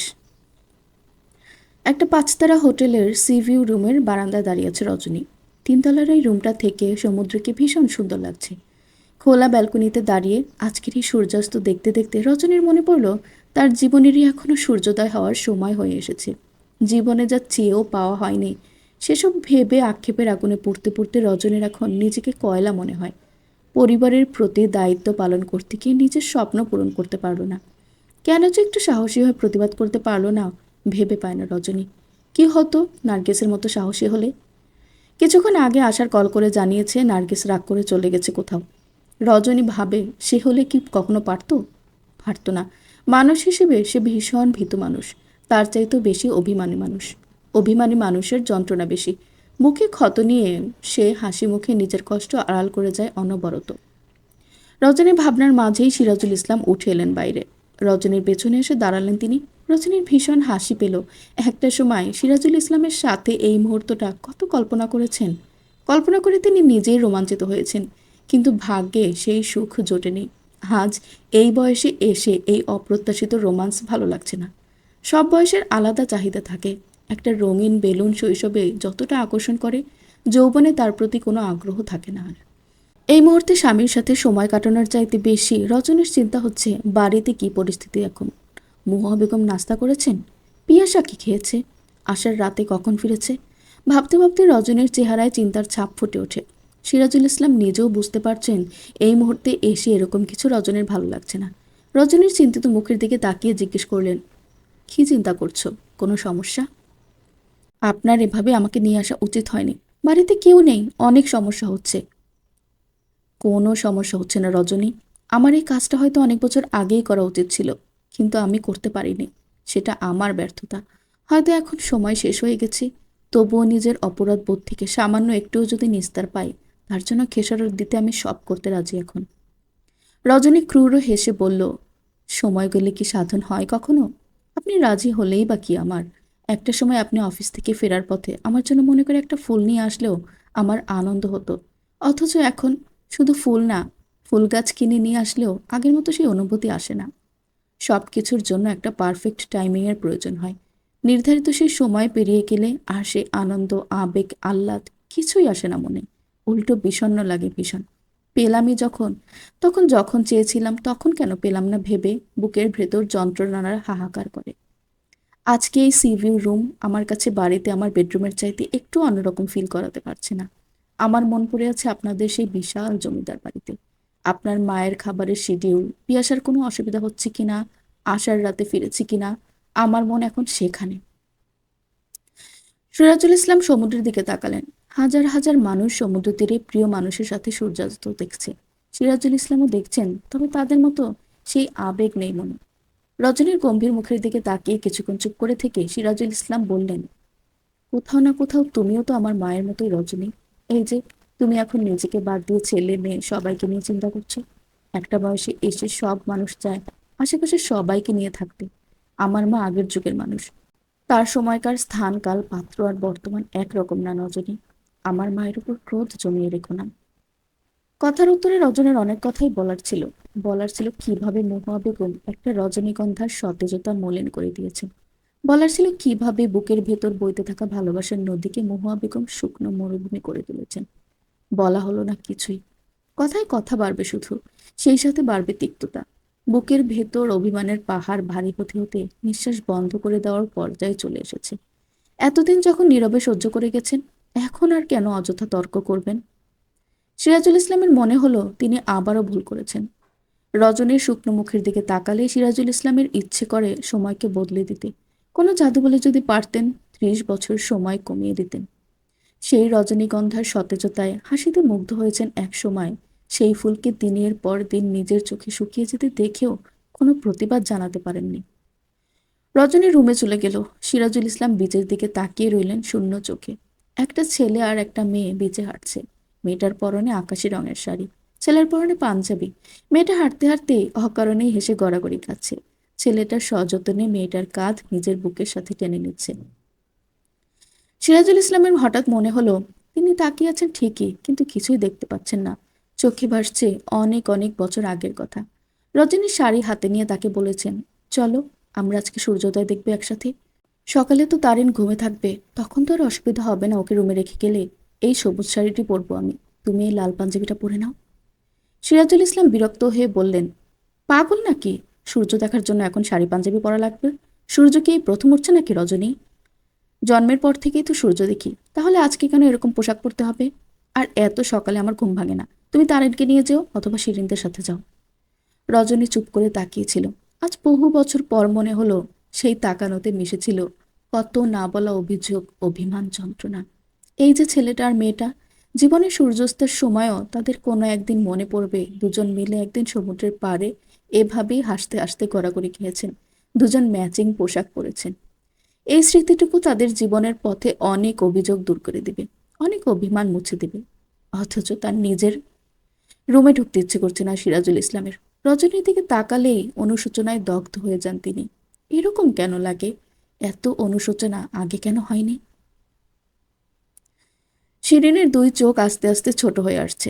মীরার ভয় লাগছে মায়ের দিকে তাকাতে। মা কি সত্যি বুঝে ফেলেছে নাকি? মীরার গলা শুকিয়ে আসছে। মীরা চায় না মা কিছু বুঝুক। মা বুঝলে পিয়াসার জীবন হেল হয়ে যাবে। পিয়াসার জীবন হেল হলে আশার ঘাড় ধরে তাদের সবাইকে বাড়ি থেকে বের করে দিবে। বাড়ি থেকে বের করা নিয়ে মীরা চিন্তিত নয়। মীরা চিন্তিত আশারের কাছে প্রমাণ আছে মীরা 2 দিন বড় মামার আলমারি থেকে টাকা চুরি করেছে। সবচেয়ে বড় ভয় মীরার সেখানে। সেই ভয়ে মীরা চুপ করে রইল। নয়তো মীরা শিরিনের মেয়ে, কেউ তার লেজে পা দেবে ছোবল মারতে। মীরা দ্বিতীয়বার ভাবার মেয়ে না। পিয়াসাকে সে এত ছাড় দেওয়ার মানুষ না, কিন্তু নিজেকে সেফ রাখতে সে পিয়াসাকে নিয়ে কনসার্ন হচ্ছে। শিরিন মীরার হাত শক্ত করে চেপে ধরে বলল, জবাই করে দিব মিথ্যা কথা কইলে। সত্যি করে বল, কে? আমি জানি না মা, এসব কথা বাদ দাও, আমার নিজেরই আশার বাইরে ভাল লাগে না। শিরিন চোখ ছোট ছোট করে তাকিয়ে রইল, তারপর হেসে বলল, তোর ভালো লাগে না? ঠিক আছে, তাহলে মিনিকে বলবো আমি, কিন্তু লাভের গুড় পিঁপড়ারে আমি খেতে দিব না। নীরা হন্তদন্ত হয়ে ছুটে এলো মায়ের কাছে। হাতের ফোনটা শিরিনের সামনে ধরে বলল, মা দেখো আশার কার সাথে সম্পর্ক আছে। মীরা নিজেও উঠে গেল। গতকালের ভিডিওতে পিয়াসা স্পষ্ট না হলেও ফর্সা হাতের কালো ঘড়িটার দিকে তাকিয়ে শিরিন বুঝে গেল এই মেয়ে পিয়াসা ছাড়া আর কেউ না। শিরিন এই ভয়টা পাচ্ছিল যেদিন পিয়াসা এই বাড়িতে এসেছে সেদিনই, কিন্তু এখন দেখছে তার ভয় সত্যি হতে যাচ্ছে। শিরিন কিছুক্ষণ চুপ করে থাকলো, তারপর ভাবনা চিন্তা করে উঠে গেল। পিয়াসা থেকে ওর মায়ের ফোন নাম্বার নিল। পিয়াসা কিছুটা অবাক হলো, নাম্বার দিয়ে দিল শিরিনকে। খানিক পরে যখন মা কল করে পিয়াসাকে, পিয়াসা অবাক হয়। মা এখন স্কুলে আর পিয়াসা এখন কোচিংয়ে যাবে। এই সময় তো মা কল করে না, তাহলে আজকে কি মনে করে কল দিল? পর মুহূর্তেই মনে পড়লো কিছুক্ষণ আগে শিরিন আন্টি মায়ের ফোন নাম্বার নিয়েছে তার থেকে। কল রিসিভ করতেই মায়ের শান্ত সুর ভেসে এলো কানে। শারমিন মেয়েকে সোজাসুজি বলল, পিয়াসা মা, তুমি এখন বড় হয়েছ, তোমার এই বয়সটা অন্যরকম। এই বয়সে মানুষ অনেক ভুল করে, যদিও সেসবকে আমি ভুল বলি না। জীবন অনেক কিছুই শেখায় আমাদের। আজ যা ঠিক মনে হয় তা আবার একটা সময় হাস্যকর লাগে। পিয়াসার কেমন চিন্তা হচ্ছে মায়ের কথা শুনে। চিন্তিত হয়ে পিয়াসা বলে, কি হয়েছে মা, কোনো সমস্যা? আমি আমার মেয়েকে বিশ্বাস করি মা। যাই হোক, তুমি মাকে সত্যিটা জানাও। ঘটনা সত্যি হলেও আমি সাদরে মেনে নেব। মিথ্যা বললে আমিও জবাব দিতে জানি। স্কুলে আমার এই রেকর্ড তোমার অজানা নয়। পিয়াসার এবার সত্যি ভীষণ ভয় করতে লাগলো। একটু আগে আশারের ফুফু শিরিন কল করেছে। গতকাল রাতে তুমি আর আশার কি কোথাও গিয়েছিলে? সোশ্যাল মিডিয়ায় আশার একজন সেলিব্রিটি, এটা আমরা সবাই জানি। একটা ভিডিও ভাইরাল হয়েছে গত রাতে। শিরিন আমাকে সেটা পাঠিয়েছে। বলেছে তুমি এখানে পড়ার নাম দিয়ে এসে আশারের সাথে সম্পর্কে জড়িয়েছ। তুমি আশারের সাথে এখানে ওখানে ঘুরতে যাচ্ছ। মা, আশারের প্রতি কি তোমার এরকম কোনো অনুভূতি আছে? আশার ভালো ছেলে, এটা আমরা সবাই জানি। তুমি যাকেই চুজ করবা জীবনে, আমরা তাকেই মেনে নিব। কিন্তু এসব ব্যাপারে আমি এবং তোমার বাবা চাই অন্য কেউ জানানোর আগে তুমি আমাদের জানাবে। পিয়াসার দুই চোখ ভিজে গেল। আশারের কথা ভাবলে সে তাকে ভিলেন ছাড়া কিচ্ছু ভাবতে পারে না। কখনোই সে আশারকে নিজের জীবনের কিছুই ভাবে না, সেখানে এরকম অপবাদ। বা, আশার ভাই মানুষ হিসেবে ফেরেস্তা হলেও তাকে আমার কাছে 8-10 জন মানুষের মতোই মনে হয়। তার প্রতি আমার বিন্দু মাত্র এরকম কোনো আগ্রহ নেই। আর যদি সত্যি বলতে হয়, তাকে আমি চরম অপছন্দ করি। এই জীবনে তিনিই একমাত্র পুরুষ যাকে আমি অসম্ভব রকম অপছন্দ করি। তাকে নিয়ে এরকম কিছুই আমি কখনো ভাবি না। গতকাল রজনী আন্টি আর আঙ্কেল ঘুরতে গিয়েছেন। সেখানে তাদের সি অফ করতে আমাকে নিয়ে গিয়েছেন আন্টি। ফেরার পথে উনি রেস্টুরেন্টে ঢুকেন। সেখানে ওনার অনেক ফ্যান ওনাকে ঘিরে ধরে। বিদায় আমি অসুবিধায় পড়ব ভেবে তিনি আমার সাথে এরকম ট্রিট করেছেন। তাছাড়া তিনি অন্য কারোর সাথে সম্পর্কে আছেন। না আমার তার প্রতি কোনো অনুভূতি আছে, না তার আমার প্রতি কোনো অনুভূতি আছে। আমি লিখে দিতে পারি, আশার ভাইয়ের প্রতি আমার এই মনোভাব আজীবন এমন থাকবে। শারমিন মেয়ের কথা শুনে খুশি হলেন। আশার হিরে টুকরো ছেলে হতে পারে, রজনী তার বান্ধবী হতে পারে, কিন্তু তাদের পরিবারের অভ্যন্তরীণ সব নিয়ম নীতি শারমিনের পছন্দ না। মেয়ের শ্বশুর শাশুড়ি হিসেবে রজনী সিরাজুল ইসলাম বেস্ট হতে পারে, কিন্তু শ্বশুর বাড়ি হিসেবে এই বাড়িটি সবচেয়ে নিকৃষ্ট। ঘরের বউকে পায়ের নিচে পাপোশ ভাবে এরা। রজনীর জীবন যেভাবে কেটেছে, তার মেয়ের সাথে তার রিপিট হোক শারমিন কখনোই চায় না। কল কেটে শারমিন শিরিনকে কল দিল। শিরিন মহুয়া বেগমের রুমে বসে পান খাচ্ছে মায়ের সাথে। শারমিনের কল রিসিভ করতেই শারমিনের তপ্ত সুর ভেসে এলো। শিরিন ফোনের স্পিকার অন করে দিল। আমার মেয়ের নামে আর একটা মিথ্যা অপবাদ দেওয়ার আগে 10 বার ভেবে কথা বলবেন। আমার মেয়ে ওখানে পড়তে গিয়েছে। ওকে আমি প্রেম করতে পাঠাইনি, কিংবা কোনো ছেলের পেছনে লেলিয়ে দিইনি। আর একবার এই ধরনের কোনো কথা বললে আপনার জিভ টেনে আমি ছিঁড়ে ফেলবো শিরিনাপা। আপনাদের এই পরিবার জমিদার বংশের হতে পারে, কিন্তু আপনাদের এই পরিবারে কোনো সচেতন বাবা মা মেয়ে বিয়ে দিবে না। যতই হীরের টুকরা ছেলে হোক অথবা যতই ধনী হোক, তারাই দিবে যাদের কাছে অর্থ সম্পদ সবকিছুর আগে। আমার কিংবা আমার স্বামীর কারোরই সেসবে আগ্রহ নেই। আমরা আমার মেয়ের জন্য একটা পরিবার চাই, যেখানে আমার মেয়েকে খাঁচায় বন্দি না রেখে খোলা আকাশ দেওয়া হবে উড়ার জন্য। আপনাদের পরিবারটা এসব বুঝবেন না। আমার মেয়ের সাথে আপনার ভাইপোর কোনো সম্পর্ক নেই, না কখনো হবে। আমি কখনো হতে দিব না। শিরিন মহুয়া বেগমের দিকে তাকায়। মহুয়া বেগমের কপালের রগ ভাপ ভাপ করছে। পর্ব 35। চুপচাপ নিজের রুমে বসে আছে আশার। আজকে তার ক্লাস নেই। চোখে মুখে দুনিয়ার ক্ষোভ যেন এখনই ঘটিয়ে দিবে কোনো প্রলয়ঙ্করী ঝড়। দুই চোখে জলজল করছে ক্রোধ। মীরা থরথর করে কাঁপছে। মীরার হয়েছে উভয় সংকট। নিজের মান সম্মান রক্ষা করতে, নিজের পিঠ বাঁচাতে আশারের কাছে এসে ইনফরমেশন দিল তার মায়ের পিয়াসার মাকে কল করার ব্যাপারটা। আন্টিকে এক্স্যাক্টলি কি বলেছে ফুফু? মীরা মিনমিন করে বলল, মা অনেক আজে বাজে কথা বলেছে। পিয়াসার মা নাকি তোমাদের স্ট্যাটাস দেখে লোভে পড়ে পিয়াসাকে এখানে পড়তে দিয়েছে, যাতে তোমাকে পটাতে পারে। তাছাড়া তোমার আর আমার নাকি বিয়ে এক প্রকার ঠিক হয়েছিল। এখন পিয়াসা এসে আমাদের মধ্যে ঝামেলা করছে, এরকম অনেক কিছুই বলেছে। আশার আর বসে থাকতে পারল না। মহুয়া বেগম থম মেরে বসে আছেন। তার মাথায় অসংখ্য হিসাব নিকাশ করছে। মহুয়া বেগম জমিদার বংশের মেয়ে। মহুয়া বেগমের বাবা ছিলেন শেষ জমিদার। বিয়েও হয়েছে আরেক জমিদার বাড়িতে। অর্থ, বিত্ত, বৈভবের মধ্যে বড় হওয়া মহুয়া বেগমের কাছে বংশমর্যাদা অনেক দামি। দামি বলেই এই বয়সে হেসেলে ঢুকেছেন, যাতে কেউ না বলতে পারে জমিদার বাড়ির আগের সেই ঠাট নেই এখন। সেখানে শারমিন রীতিমতো তার পরিবারকে তাচ্ছিল্য করে গেছে। মহুয়া বেগমের পায়ের তালু থেকে মাথা পর্যন্ত গরম হয়ে গেছে। শারমিন যেই কথাগুলো বলেছে তা শুনে মহুয়া বেগমের মতো বংশ নিয়ে গৌরব করা মানুষের চুপ করে থাকা কঠিন। মহুয়া বেগম শিরিনকে বললেন, শারমিন আজ যে কথাগুলো বলেছে অহংকার করে, সেই অহংকার যদি আমি চূর্ণ বিচূর্ণ না করি তবে আমিও মহুয়া বেগম না, মনে রাখিস। শিরিন উৎসাহী হয়ে বলল, কি করবা মা? সময় হলেই দেখবি। মহুয়া বেগমের কথার মধ্যখানে আশার এলো। ঝড়ের বেগে ঘরে ঢুকেই আশার শিরিনের হাত চেপে ধরে, তারপর মহুয়া বেগমের দিকে তাকিয়ে বলল, আজকে একটা চূড়ান্ত সিদ্ধান্ত হবে, হয় ফুফু এই বাড়িতে থাকবে, নয়তো আমি থাকবো। আপনি বলেন কোনটা চান। মহুয়া বেগম বুঝলেন আবহাওয়া এখন বিরূপ, তাই শান্ত সুরে বললেন, তোদের বাড়ি এটা, অবশ্যই তুই থাকবি। শিরিনের বাবার বাড়ি এটা হলেও স্বামীর বাড়ি না, ওর আসল ঠিকানা ওর স্বামীর বাড়ি। তাই যদি কাউকে চলে যেতে হয় ও যাবে, কিন্তু কি হয়েছে তা আগে বল। ফুফুকে জিজ্ঞেস করো উনি কেন পিয়াসার মাকে কল করে আজেবাজে কথা বলেছেন আমার আর পিয়াসার সম্বন্ধে। পিয়াসার সাথে আমার যেখানে কোনো সম্পর্কই নেই সেখানে ওনার স্পর্ধা কি করে হয় পিয়াসাকে খারাপ কথা বলার? পিয়াসাকে উনি কি ভাবেন? ওনার মেয়েদের মতো নোংরা ভাবেন সবাইকে? আমার মাথা গরম করবে না ফুফু, সবার সব হিস্ট্রি আমার জানা আছে। মহুয়া বেগম শিরিনের দিকে তাকায়। তার এই মেয়েটা এত জঘন্য হয়েছে, অথচ একটু আগেই তার কাছে বলেছে যে সে পিয়াসার মাকে কল দিয়ে বলেছিল পিয়াসার আর আশারের বিয়ে হলে ভালো হতো। ওদের দুজনকে খুব ভালো মানায়। আশার বড় হয়েছে, বিয়ের বয়স হয়েছে, তাই নাকি পিয়াসার মা এসব কথা বলেছে। শিরিন অপরাধী চোখে মায়ের দিকে তাকায়। মাকে সে অন্যরকম বুঝিয়েছিল, এখন তো ধরা পড়ে গেল। মহুয়া বেগম আশারের দিকে তাকিয়ে বলেন, ওর বিচার আমি করব, তুই ভাবিস না। আশারকে অবাক করে দিয়ে মহুয়া বেগম উঠে গিয়ে শিরিনকে একটা কষে থাপ্পড় মারেন। শিরিন অবিশ্বাস্য দৃষ্টিতে মায়ের দিকে তাকায়। আশার আর কথা বাড়ায় না, তার রাগের পারদ একটুও নামেনি। আশার সোজা বের হয়ে যায় বাসা থেকে।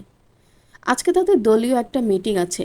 আশার সেখানেও গেল না, রাস্তায় বিক্ষিপ্তভাবে হাঁটতে লাগলো। তার জীবন এত পেঁচানো কেন? সব কিছুতেই প্যাঁচ লেগে যায়।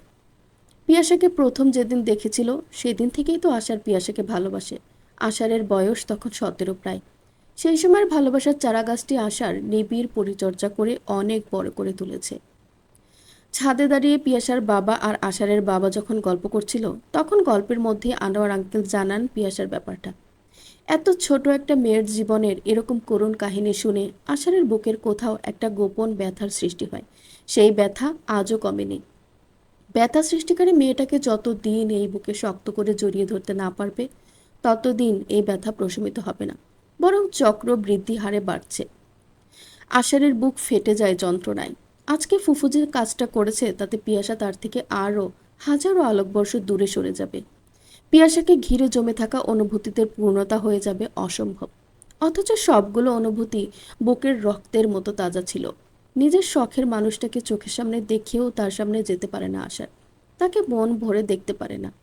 জীবনটা যেন বিষাদে মোড়া ডিসেম্বর মাস, যেই ডিসেম্বরে জীবন থেকে হারিয়ে যায় সব কিছু, যেই ডিসেম্বর মানুষকে রিক্ত শূন্য করে দেয়। আমার কৈতর, তুমি কখনো জানবে না বুকের ভেতর জন্ম নেওয়া অনুভূতিকে হত্যা করা কতটা কঠিন। আষাঢ়ের গভীর ভাবনার মাঝেই প্রথম আঘাতটা এসে আষাঢ়ের মাথায় লাগে। এক মুহূর্তের জন্য আশার দুই চোখে সর্ষে ফুল দেখতে পায়। অপ্রত্যাশিত আঘাতের জন্য আশার প্রস্তুত ছিল না বলেই পরের আঘাতটা যখন হাঁটুতে পড়ে আশার উপুর হয়ে পড়ে যায় রাস্তায়।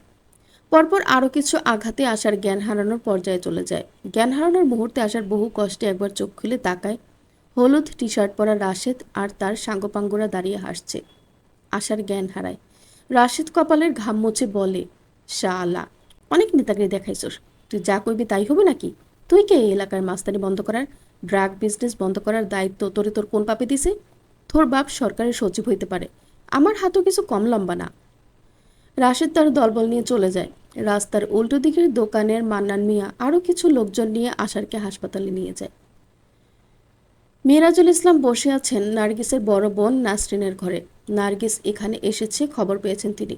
স্ত্রী যতই খারাপ হোক সে এখন তার সন্তানদের মা। মিরাজুল ইসলাম জানেন মা যেমনই হোক কোনো সন্তানই মায়ের সাথে বাবার কোনো ঝামেলা হলে মাকে বাদ দিয়ে বাবাকে সাপোর্ট করতে পারে না। মায়ের দোষ হলেও সন্তান মায়ের দলে থাকে। সকাল থেকে ছেলেমেয়েরা সবাই গোমরা মুখে বসে আছে খাওয়া দাওয়া বাদ দিয়ে। নার্গিস এলো ঘণ্টাখানেক পরে, নাক মুখ ফুলে আছে, সম্ভবত কান্নাকাটি করেছিলেন। মিরাজুল ইসলাম কথা না বাড়িয়ে বললেন, বাড়িতে চলো। কার বাড়ি? মিরাজুল ইসলাম শান্ত সুরে বললেন, আমাদের বাড়ি। আপনাদের বাড়িতে আমার কোনো জায়গা নেই। যেখান থেকে আমাকে অবলীলায় বের করে দেওয়া যায় সেখানে আমি ফিরব না। আমার নামে আপনি একটা বাড়ি কিনে রেজিস্ট্রি করে দিবেন, তারপর আমি নতুন বাড়িতে ফিরব।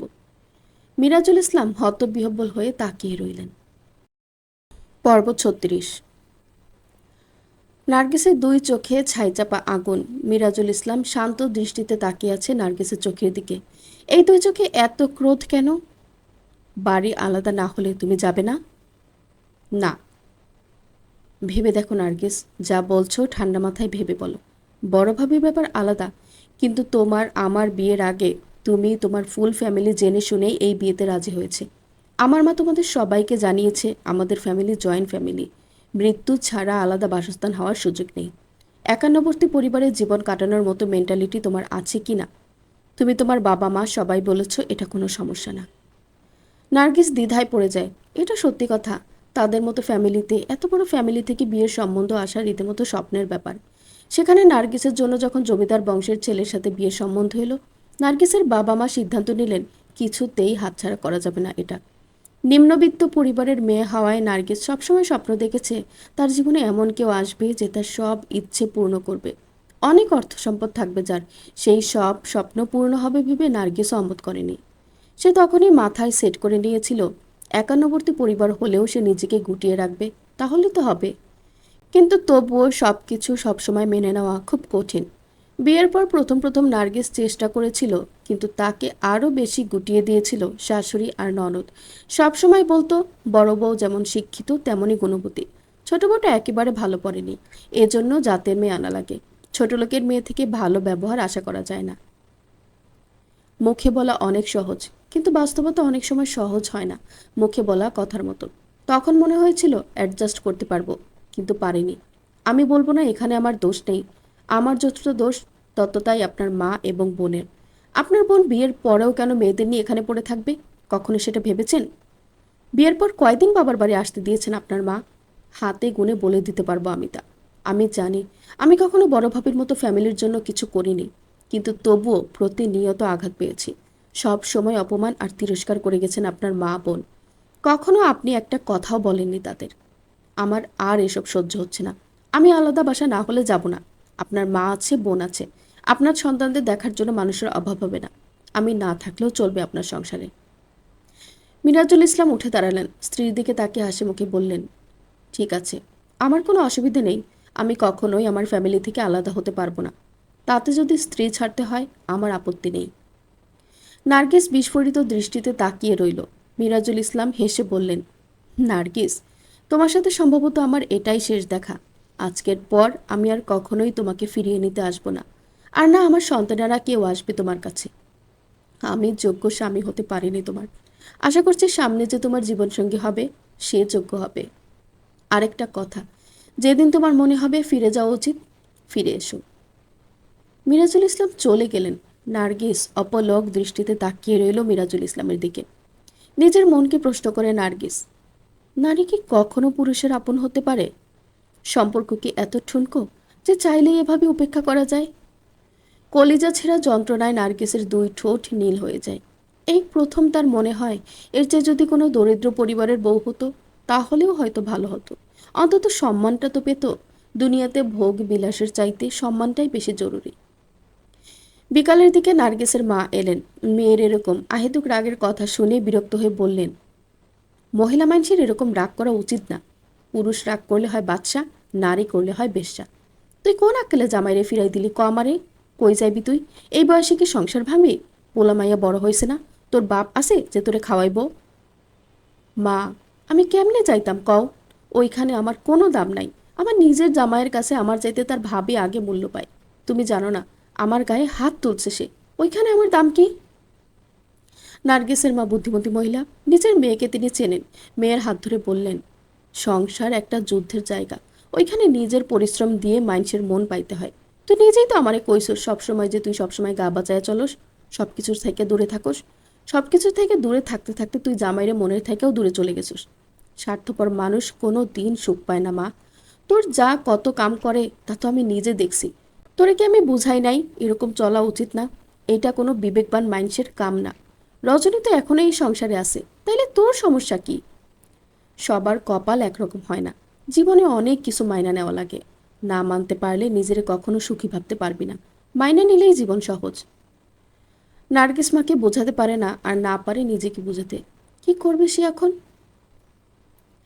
আষাঢ়ের জ্ঞান ফিরল ঘণ্টাখানেক পরে। ধবধবে সাদা বেডে শুয়ে আষাঢ়ের প্রথমে মনে পড়ে সে এখন কোথায়। আশেপাশে তাকিয়ে নিশ্চিত হয় সে বোধহয় হাসপাতালে। হাসপাতালের কথা মনে পড়তেই হাতে পায়ে অসম্ভব ব্যথা অনুভূত হয়। নিজের ডান হাতের দিকে তাকিয়ে এক মুহূর্তের জন্য অবাক হয় আষাঢ়। ডান হাত ভেঙে গেছে নাকি? প্লাস্টার করা কেন?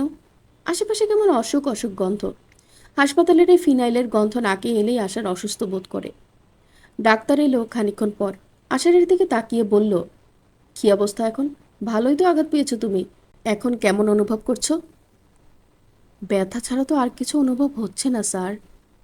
ডাক্তার হেসে বললেন, 2 দিন থাকা লাগবে হাসপাতালে। শুনেই আষাঢ়ের পিলে চমকে গেল। করুণ সুরে বলল, না স্যার, আমাকে যেতে দিন, আমি বাসায় গেলেই সুস্থ হয়ে যাব। ডাক্তার হেসে বলল, 2 দিন অবজারভেশনে থাকা লাগবে। 2 দিন পর আপনার কন্ডিশন বুঝে তারপর রিলিজ দেওয়া যায় কিনা ভাবা যাবে। আষাঢ় উঠে বসতে চায়, তখনই টের পায় সে নড়াচড়া করতে পারছে না। বাড়িতে কাউকে জানিয়েছেন?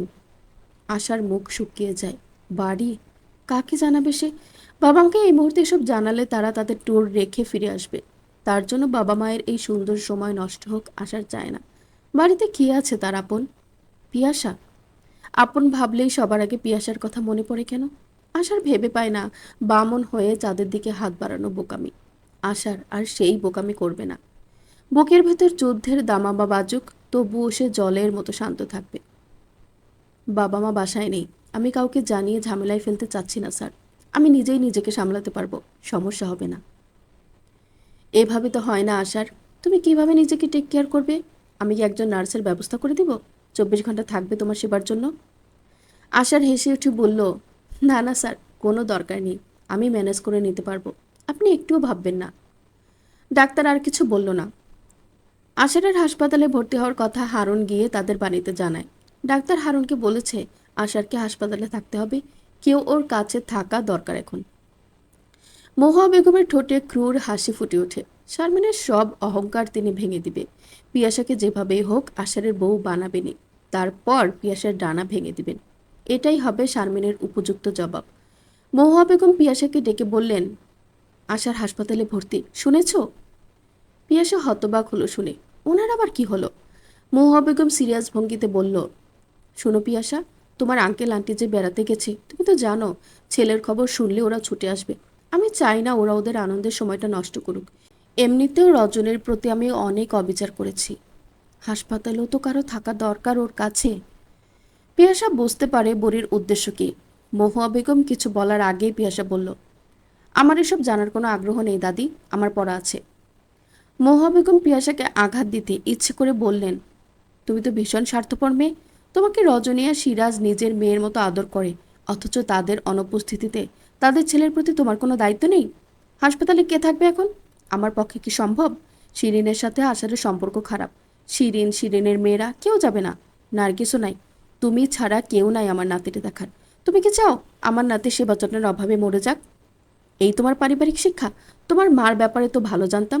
তুমি তোমার মার পেটের মাইয়া তো। পিয়াসার হাতে ঘা লাগে। চমকে তাকায় মহুয়া বেগমের দিকে। মহুয়া বেগম মুহূর্তেই চেহারায় অনুশোচনা ফুটিয়ে বললেন, তোমার হাতে ধরে পিয়াসা, আমার আশারের নয়তো সেবার অভাবে মরে যাবে। তুমি ওর কাছে যাও, 2 দিনই তো, ও একটু সুস্থ হলে ওরে বাড়িতে নিয়ে আসবো। আমি অনেক আশা করে তোমার কাছে এসেছি বোন। পিয়াসা মহুয়া বেগমের কান্না ভাজা চোখের দিকে তাকিয়ে অবাক হয়। এই মহিলা কাঁদতেও জানে? পর্ব 37। পিয়াসা মহুয়া বেগমের নাকের জল আর চোখের জল দেখে অভিভূত হলো। এই মহিলা তো দারুণ অভিনেত্রী। মনে মনে পিয়াসার হাসি পায়। চোখের সামনে যেন জমিরনের আরেক ভার্সন দেখতে পাচ্ছে সে। কিন্তু উনি জানেন না পিয়াসা ঘরপোড়া গরু, যে কিনা সিঁদুরে মেঘ না, সিঁদুরের নাম শুনলেও ভীত হয়। আর তাই মহুয়া বেগমের আসল উদ্দেশ্য ধরতে না পারলেও পিয়াসা এটুকু বুঝতে পেরেছে মহুয়া বেগম আসলে কোনো একটা প্ল্যানিং করছেন, আর তার প্ল্যানিংয়ের গুটি হিসেবে তিনি পিয়াসাকে ব্যবহার করতে চাচ্ছেন। কি হতে পারে সেই প্ল্যানিং? পিয়াসাকে তার বাবা মায়ের কাছে ভুলভাবে উপস্থাপন করা? পিয়াসা মহুয়া বেগমের চোখের পানি মুছে দিল নিজের ওড়না দিয়ে। মহুয়া বেগমের হাত ধরে বলল, আপনি কাঁদবেন না দাদি, আপনার নাতির কিচ্ছু হবে না, আমি কথা দিচ্ছি আপনাকে। মহুয়া বেগমের দুই চোখ ঝিকঝিক করে উঠল আনন্দে। এই বোকা মেয়েটা তাহলে তার পাতা ফাঁদে পা দিয়েছে।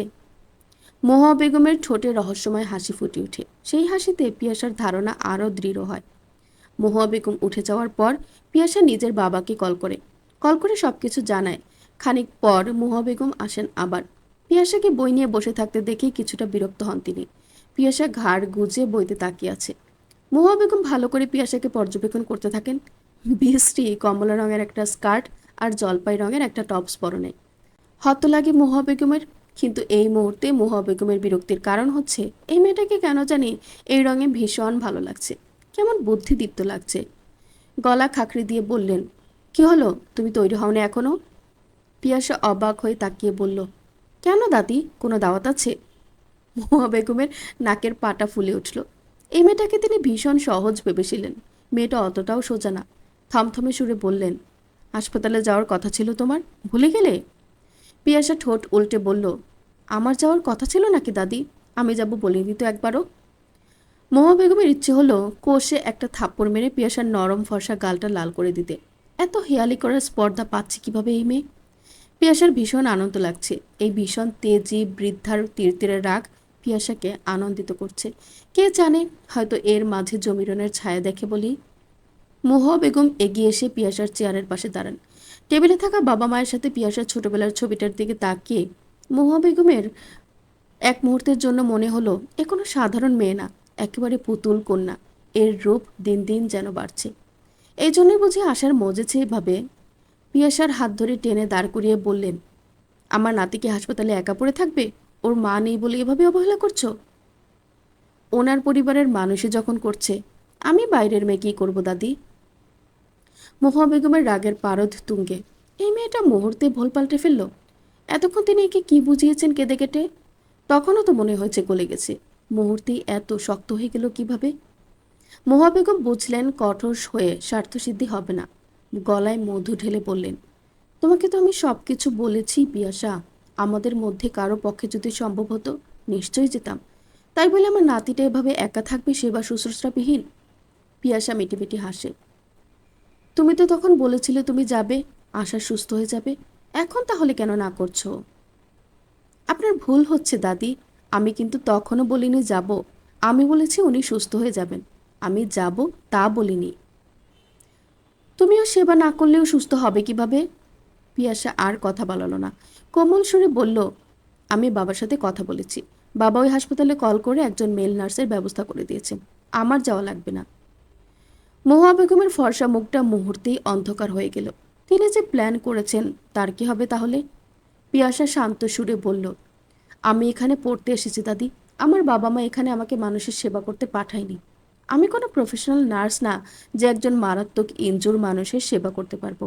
আর না, আমার ফ্লোরেন্স নাইটিঙ্গেল হওয়ার কোনো স্বপ্ন আছে দাদি। আপনার পরিকল্পনা মাঠে মারা গেল। মহুয়া বেগম ভীষণভাবে চমকায়। এই মেয়ে তার পরিকল্পনা কিভাবে জানল? পিয়াসা আবারও বইতে মুখ গুজে। শিরিনা তার বড় মেয়ে নীরা বসেছে গোপন আলোচনায়। নীরা গলা নামিয়ে বলল, আশার হাতছাড়া হয়েছে, নির্জন যাতে না হইতে পারে মা। আমার মেয়েরা এত গবেট হলো কেমনি আমি বুঝি না। মীরারে যতভাবে বুঝালাম ও বুঝতে চায় না।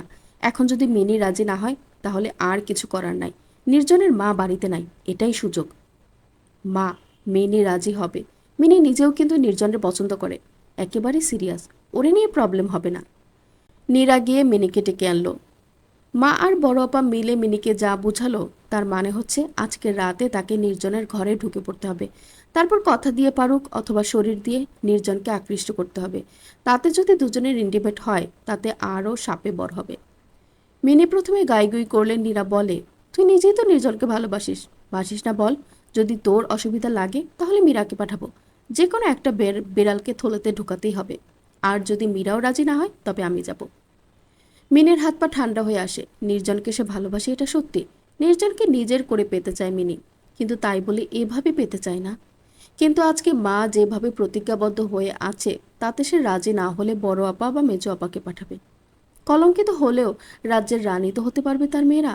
রানী হলে এসব কলঙ্ক সবাই ভুলে যাবে। শিরিন দৃঢ় সুরে বলল, তুই যাবি নাকি আমি মীরাকে পাঠাবো? আজকেই সুযোগ। নার্গিস বাড়িতে ফিরে আসার আগেই করে ফেলতে হবে, তা না হলে আর সুযোগ নাই। ওর শকুনের নজর থেকে নির্জনকে মুক্ত করা যায় না এমনিতেও। এই সুযোগ আমি কিছুতেই ছাড়ব না। দিশেহারা হয়ে মিনি বলল, আমি রাজি মা। শিরিন সন্তুষ্ট হয়। এই তো লাইনে এসেছে। পর্ব 38।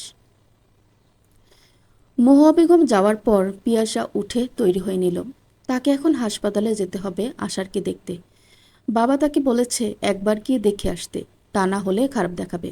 রজনী আন্টি, সিরাজ আঙ্কেলও কষ্ট পাবেন জানলে যে কেউই তাদের ছেলেকে দেখতে যায়নি। একটা আকাশিয়া সাদা রঙের স্কার্ট আর টপস পরে পিয়াসা তৈরি হয়ে নিল। মাঝে মাঝে কিছু কাজ ইচ্ছার বিরুদ্ধে গিয়ে করা লাগে। মানুষ হয়ে জন্ম নেওয়া সহজ, কিন্তু মানুষ হয়ে জীবন কাটানো কঠিন। এটা আজ আবারও টের পেল পিয়াসা।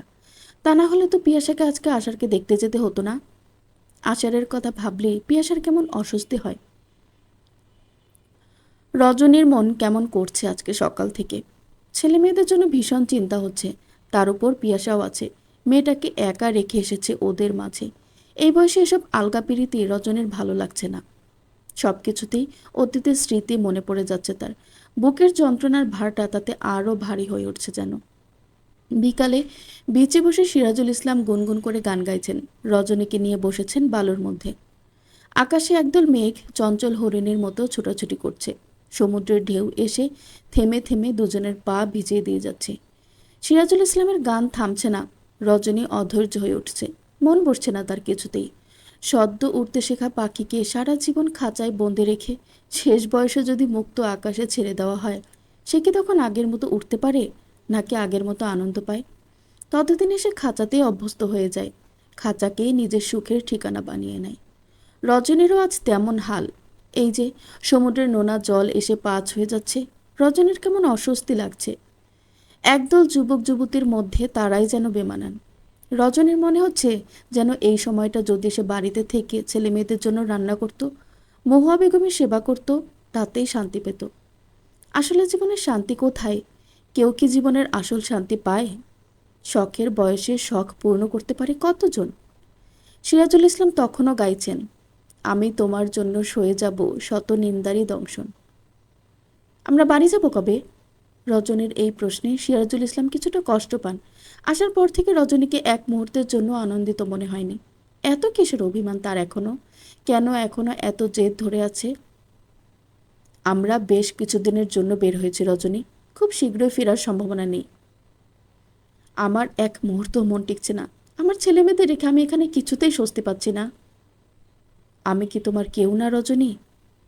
প্রশ্নটা করে সিরাজুল ইসলামের মনে হলো একটা ভুল প্রশ্ন করে ফেলেছেন তিনি। এটা কোনো প্রশ্ন হতে পারে না। ছেলে মেয়ের সাথে তিনি নিজের হাস্যকর তুলনা করে ফেলেছেন। রজনী শান্ত সুরে বলল, আপনি আমার কেউ না হলে আমি এত বছর ধরে নিজেকে এভাবে পোড়াতাম না সচিব সাহেব। আপনি সচিব হতে পারেন, আমি রজনীগন্ধা। কোনো কালে কম ছিলাম না কোনো দিক থেকে। আপনার জন্যই তো দুই পায়ে শিকল বেরিয়ে পড়লাম। তবুও যদি জিজ্ঞেস করেন আপনি আমার কেউ কি না, তাহলে আমি বলবো না আপনি আমার কেউ না, কখনো কেউ ছিলেন না। সিরাজুল ইসলামের দুই চোখ জ্বলতে শুরু করে। বুকের ভেতর প্রথম প্রেমের মতো অনুভূতি জন্মায় হুট করে। অবহেলায় শুকিয়ে যাওয়া এই রজনীগন্ধাকে তিনি কি আবার আগের মতো সজীব করতে পারবেন কখনো? রজনীর হাত ধরে বললেন, আমি জানি আমাদের এখন আর সেই দিন নেই, তবু আমি তোমার সাথে এই পৃথিবী ঘুরে দেখতে চাই। তুমি কি আমাকে সেই সুযোগটা দিবে রজনী? রজনী হাসে। আজকাল সিরাজুল ইসলামের এসব কথা তার ভীষণ হাস্যকর লাগে। বাড়িতে দুই ছেলে মেয়ে, বৃদ্ধা শাশুড়িকে রেখে সে এখন পৃথিবী ঘুরে বেড়াবে? পুরুষ মানুষ এত অদ্ভুত কেন? নারী যখন আকাশে উড়ে বেড়াতে চায় সে তখন তাকে খাঁচায় বন্দি করে।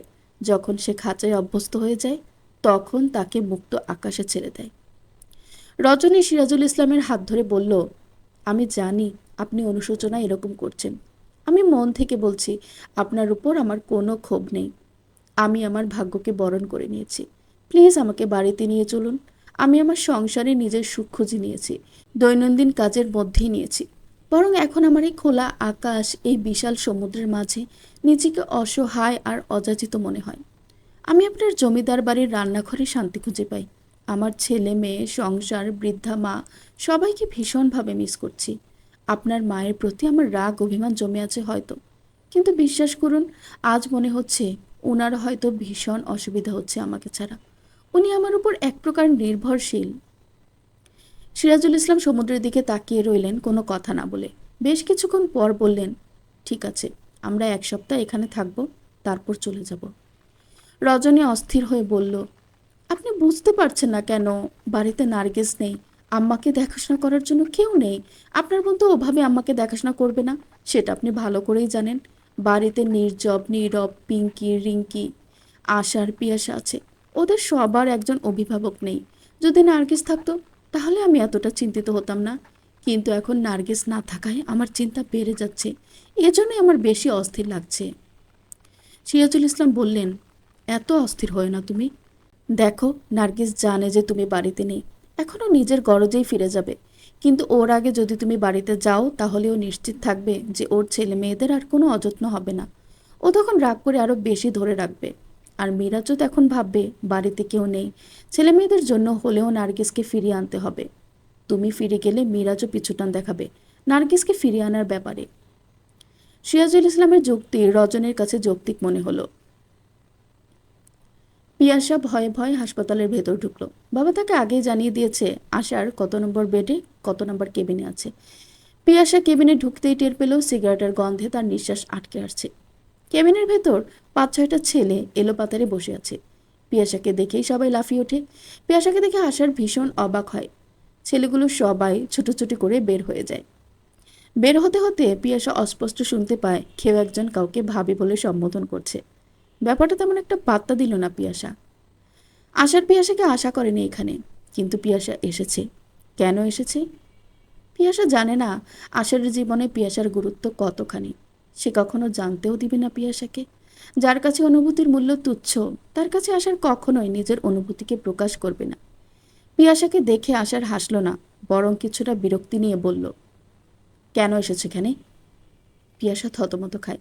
সে যে নিজ থেকে এসেছে তা তো না। তবু এখানে আসার সময় ভেবেছে আশার তাকে দেখে হয়তো কিছুটা খুশি হবে, কিন্তু আশার এরকম বিরক্ত হবে তা কখনো ভাবেনি। আশার রুক্ষ স্বরে বলল, আমি ঠিক আছি, যাও বাসায় যাও। এখানে আমাকে দেখার কিছু নেই, আমাকে দেখার জন্য মানুষের অভাব নেই। এভাবে রিয়াক্ট করছেন কেন আপনি? আমি বাবা মায়ের কথাতেই এসেছি এখানে। আপনি ভাববেন না প্লিজ যে আপনার জন্য আমার কোনো রকম সহানুভূতি অথবা আন্তরিকতা আছে। শুধুমাত্র ফর্মালিটি মেনটেন করতে আমাকে আসতে হয়েছে। আমার বাবা মা এখানে থাকলে ওনারা নিশ্চয়ই আপনাকে দেখতে আসতো। ওনারা যেহেতু নেই তাই আমাকে আসতে হয়েছে তাদের পক্ষ থেকে। আপনি আমার যতই অপছন্দের হন, আমার বাবা মায়ের কথার দাম আমার কাছে আমার জীবনের চাইতেও বেশি। পিয়াসার ভীষণ রাগ হচ্ছে। ভেতরে ভেতরে সে ভীষণ যন্ত্রণা অনুভব করছে। আশার কখনো তার সাথে এরকম রুড বিহেভ করেনি। সে আশারকে অপছন্দ করে, কিন্তু তাই বলে এরকম রুক্ষস্বরে কথাও সহ্য করতে পারছে না। তার উপর শিরিন ফুফু যেসব কথা বলেছে মাকে, তারপর পিয়াসার মনে এমনিতেই কষ্ট জমেছিল, সব যেন উদ্গীরণ করে দিল আশারের কথার প্রত্যুত্তরে। আশার আর কথা বাড়ালো না, অন্যদিকে তাকিয়ে বলল, আঙ্কেল আন্টিকে বলে দিও আমি ভালো আছি। আঙ্কেলের পাঠানো নার্স আমার ভীষণ খেয়াল রাখছে, ওনাকে ধন্যবাদ জানিয়ে দিও। আমার এই অ্যাক্সিডেন্টের কথা যাতে কিছুতেই বাবা মা না জানে। যাও তুমি এবার। পিয়াসা আশারের দিকে তাকিয়ে রইল। আশ্চর্য তো, এই লোক তার সাথে এমন নাটক করছে কেন? অন্যদিকে তাকিয়ে কথা বলছে যেন পিয়াসার দিকে তাকানো মহাপাপ। হুট করে পিয়াসার মনে হলো আশার বুঝি তাকে ইগনোর করতে চাইছে। মনে মনে হাসে পিয়াসা, তারপর আল্লাহ হাফেজ বলে চলে যায়। পিয়াসা চলে যেতেই যেন আশারের মনে হলো পুরো পৃথিবী যেন নীল রঙের বিষাদে মোড়ানো। অদ্ভুত সেই বিষাদে আশারের প্রতিটি শিরায় শিরায় তীক্ষ্ণ সূচ ফোটায়। অথচ এই মেয়েটা জানে না তাকে পাবার জন্য আশার তার পুরো পৃথিবী বাজি ধরতে পারে। অথচ পাশানি চলে গেল। পেছনে পড়ে থাকা ক্ষতবিক্ষত প্রেমিক হৃদয়কে অবহেলা আর ঘৃণায় দুমড়ে মুচড়ে দিয়ে চলে গেল সে। পিয়াসা বের হয়ে যেতেই বন্ধুরা সবাই আবার আসে ভেতরে। আষাঢ়ের চারপাশে বসে সবাই। রাব্বি বলল, দোস্ত, ভাবি তো একেবারে সেই। বলার আগেই আশার জানিকে বলল, একটা লাথি মার তোর পেছনে। যতটা উচ্চারণ করেছিস ওর ব্যাপারে ওখানেই সীমাবদ্ধ থাক, আর একটা শব্দও বলবি না। আমার কৈতকে নিয়ে তোদের একটা মন্তব্য আমি শুনতে চাই না। ভাবির নজরে না, বোনের নজরে দেখবে ওদের, মায়ের পেটের বোন। শাকিল বলল, শালা, নিজের বেলায় 16 আনা না? না, নিজের বেলায় 1 আনাও না আমার। কিন্তু যদি হয় আমার কৈতরের ব্যাপার, তাহলে 16 আনা কেন? শুধু পায়ের নখ থেকে মাথার চুল পর্যন্ত সবটাই আমার। জনি আষাঢ়ের দিকে তাকিয়ে বলল, তুই শালা একটা জিনিস, প্রায় 5-6 বছর ধরে একজনকে পছন্দ করে এখন অপেক্ষাই করে আছিস। আর কত অপেক্ষা করবি? বুড়ো হয়ে যাচ্ছিস তো। আষাঢ়ের দৃষ্টিতে বিষাদ নামে, বুকে বাজে বিষাদের সুর। ঘোলাটে দৃষ্টিতে বাইরে তাকিয়ে বলল, সবার ভালোবাসা পূর্ণতা পেতে হবে এমন তো কোনো কথা নেই। আমি ভালোবাসি বলে ওকেও আমাকে ভালোবাসতে হবে কেন? আমি ওকে যতটা ভালোবাসি ঠিক ততটাই ও আমাকে ঘৃণা করে। ওকে নিয়ে দেখা আমার স্বপ্নগুলো আমি আজন মেয়ের মতো আমার অন্তরে দাফন করে দিলাম। বন্ধুরা সবাই চুপ হয়ে গেল। সেই প্রথম দিন পিয়াসাকে দেখেছিল আশার। সেদিন থেকেই বন্ধু মহলে সবাই জানে আশার একজনকে ভালোবাসে, তার নাম কৈতর। পিয়াসা এই বাড়িতে আসার পর আশারই একদিন দূর থেকে বন্ধুদের দেখিয়ে বলেছে, রাস্তাঘাটে কখনো পিয়াসাকে দেখলে যাতে পিয়াসার খেয়াল রাখে সবাই। বন্ধুদের মধ্যে সবাই মিঙ্গেল, একমাত্র এই বান্দাই এখনো সিঙ্গেল। অথচ মেয়েরা সবাই সবসময় তার উপর ক্রাশ খায়। মিনি নিজের রুমে শুয়ে আছে। প্ল্যান মোতাবেক গায়ের উপর একটা কাঁথা দিয়ে রেখেছে মিনি। তার বুক কাঁপছে দুরু দুরু। এরপর কি হবে মিনি জানে না, শুধু জানে সে নির্জনকে ভালোবাসে। ভালোবাসে বলেই সে নির্জনের জন্য আগুনে ঝাঁপ দিয়ে পুড়তেও রাজি। ঘড়িতে রাত 11টা। মিনি নির্জনকে কল দিল। নির্জন রুমে বসে ভীষণ বিরক্ত হচ্ছে। নিজেকে তার আজকাল কেমন বন্দি মনে হয়। এত বড় হয়েও সে এখনো মায়ের আঁচলের নিচে বন্দি যেন। মায়ের ছোট্ট ছায়ায় থাকতে থাকতে আজকাল আর কিছুই করতে ইচ্ছে করে না তার। আশার যেমন সোশ্যাল ওয়ার্ক করে, রাজনীতি করে, বন্ধুদের সাথে আড্ডা দেয়, বাড়ির যাবতীয় কাজ করে, সোশ্যাল মিডিয়ায়ও অ্যাক্টিভ, অথচ একই বয়সী হয়েও নির্জনের জীবন তার রুমের মধ্যেই বন্দী। সারাদিন শুয়ে বসে থেকে খেয়ে শুধু ভুঁড়িটাই হয়েছে, অথচ ডায়েট করতেও পারে না সে। জিমে যেতেও ইচ্ছে করে না, জবের জন্য ট্রাইও করে না। একই বাড়ির দুই ছেলে, দুইজন দুই মেরু। নির্জনের ভাবনার মাঝেই মিনির কল আসে। পর্ব 39। নির্জন কিছুটা বিরক্ত হয়ে থার্মোমিটার নিয়ে মিনি রুমের দিকে পা বাড়ায়। বাইরে পূর্ণিমার চাঁদের আলোয় সব কেমন চকচক করছে। মিনির বুকের ভেতর দ্রিম দ্রিম করছে ভয়ে, উত্তেজনায়। সারা শরীর কেমন অবশ হয়ে আসছে মনে হয়। নাটকটা সে ভালো করে করতে পারবে তো? আজকে যদি না পারে, তাহলে আজীবনের জন্য তাকে নির্জনকে ভুলে যেতে হবে। মিনির দুই চোখ টলমল করে। সে নির্জনকে সত্যিই ভীষণ ভালোবাসে। তার ভাগ্য খারাপ, তাই নির্জন ভাই তাকে বোঝে না। ভালোবাসলে মানুষ বিবেক বোধ হারিয়ে ফেলে। শখের মানুষটাকে নিজের করার জন্য যে কোনো কাজ করতে পারে। মিনের মনে হচ্ছে আজকে যদি নির্জনকে নিজের করতে না পারে, সে বোধ হয় মরেই যাবে। ছোট ভাবে যে কখনোই তাকে নির্জনের হতে দেবে না তা মিনি জানে। আর তাছাড়া নির্জন ভাই যদি তাকে ভালোবাসতো, তাও একটা সম্ভাবনা ছিল। একতরফা ভালোবাসা এই পৃথিবীর সবচেয়ে বড় যন্ত্রণা। হট ওয়াটার ব্যাগটা মিনি তার কপালে চেপে ধরে আছে। নির্জন মিনির রুমের সামনে এসে মিনিকে ডাকলো।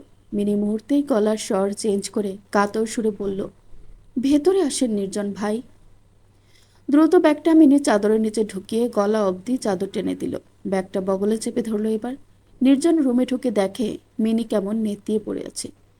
নির্জন মিনির কপালে হাত রেখে চমকে ওঠে। সত্যি তো মিনির ভীষণ জ্বর। নির্জন চিন্তিত হয়ে বলল, ফুপুকে ডাকছি আমি। মিনি বলল, না নির্জন ভাই, মাকে ডাকতে হবে না। মা আমাকে ভীষণ মারবে। আমি আজকে অনেক সময় নিয়ে গোসল করেছি। তাছাড়া মার মেজাজও ভালো নেই। নির্জন অবশ্য কোনো খবর রাখে না। এই যে মা চলে গেছে, নির্জনের তাতেও তেমন কোনো শোক তাপ অনুভব হচ্ছে না। নির্জন মিনিকে থার্মোমিটার দিল। মিনি বগলে রেখে কিছু সময় পর বের করলো।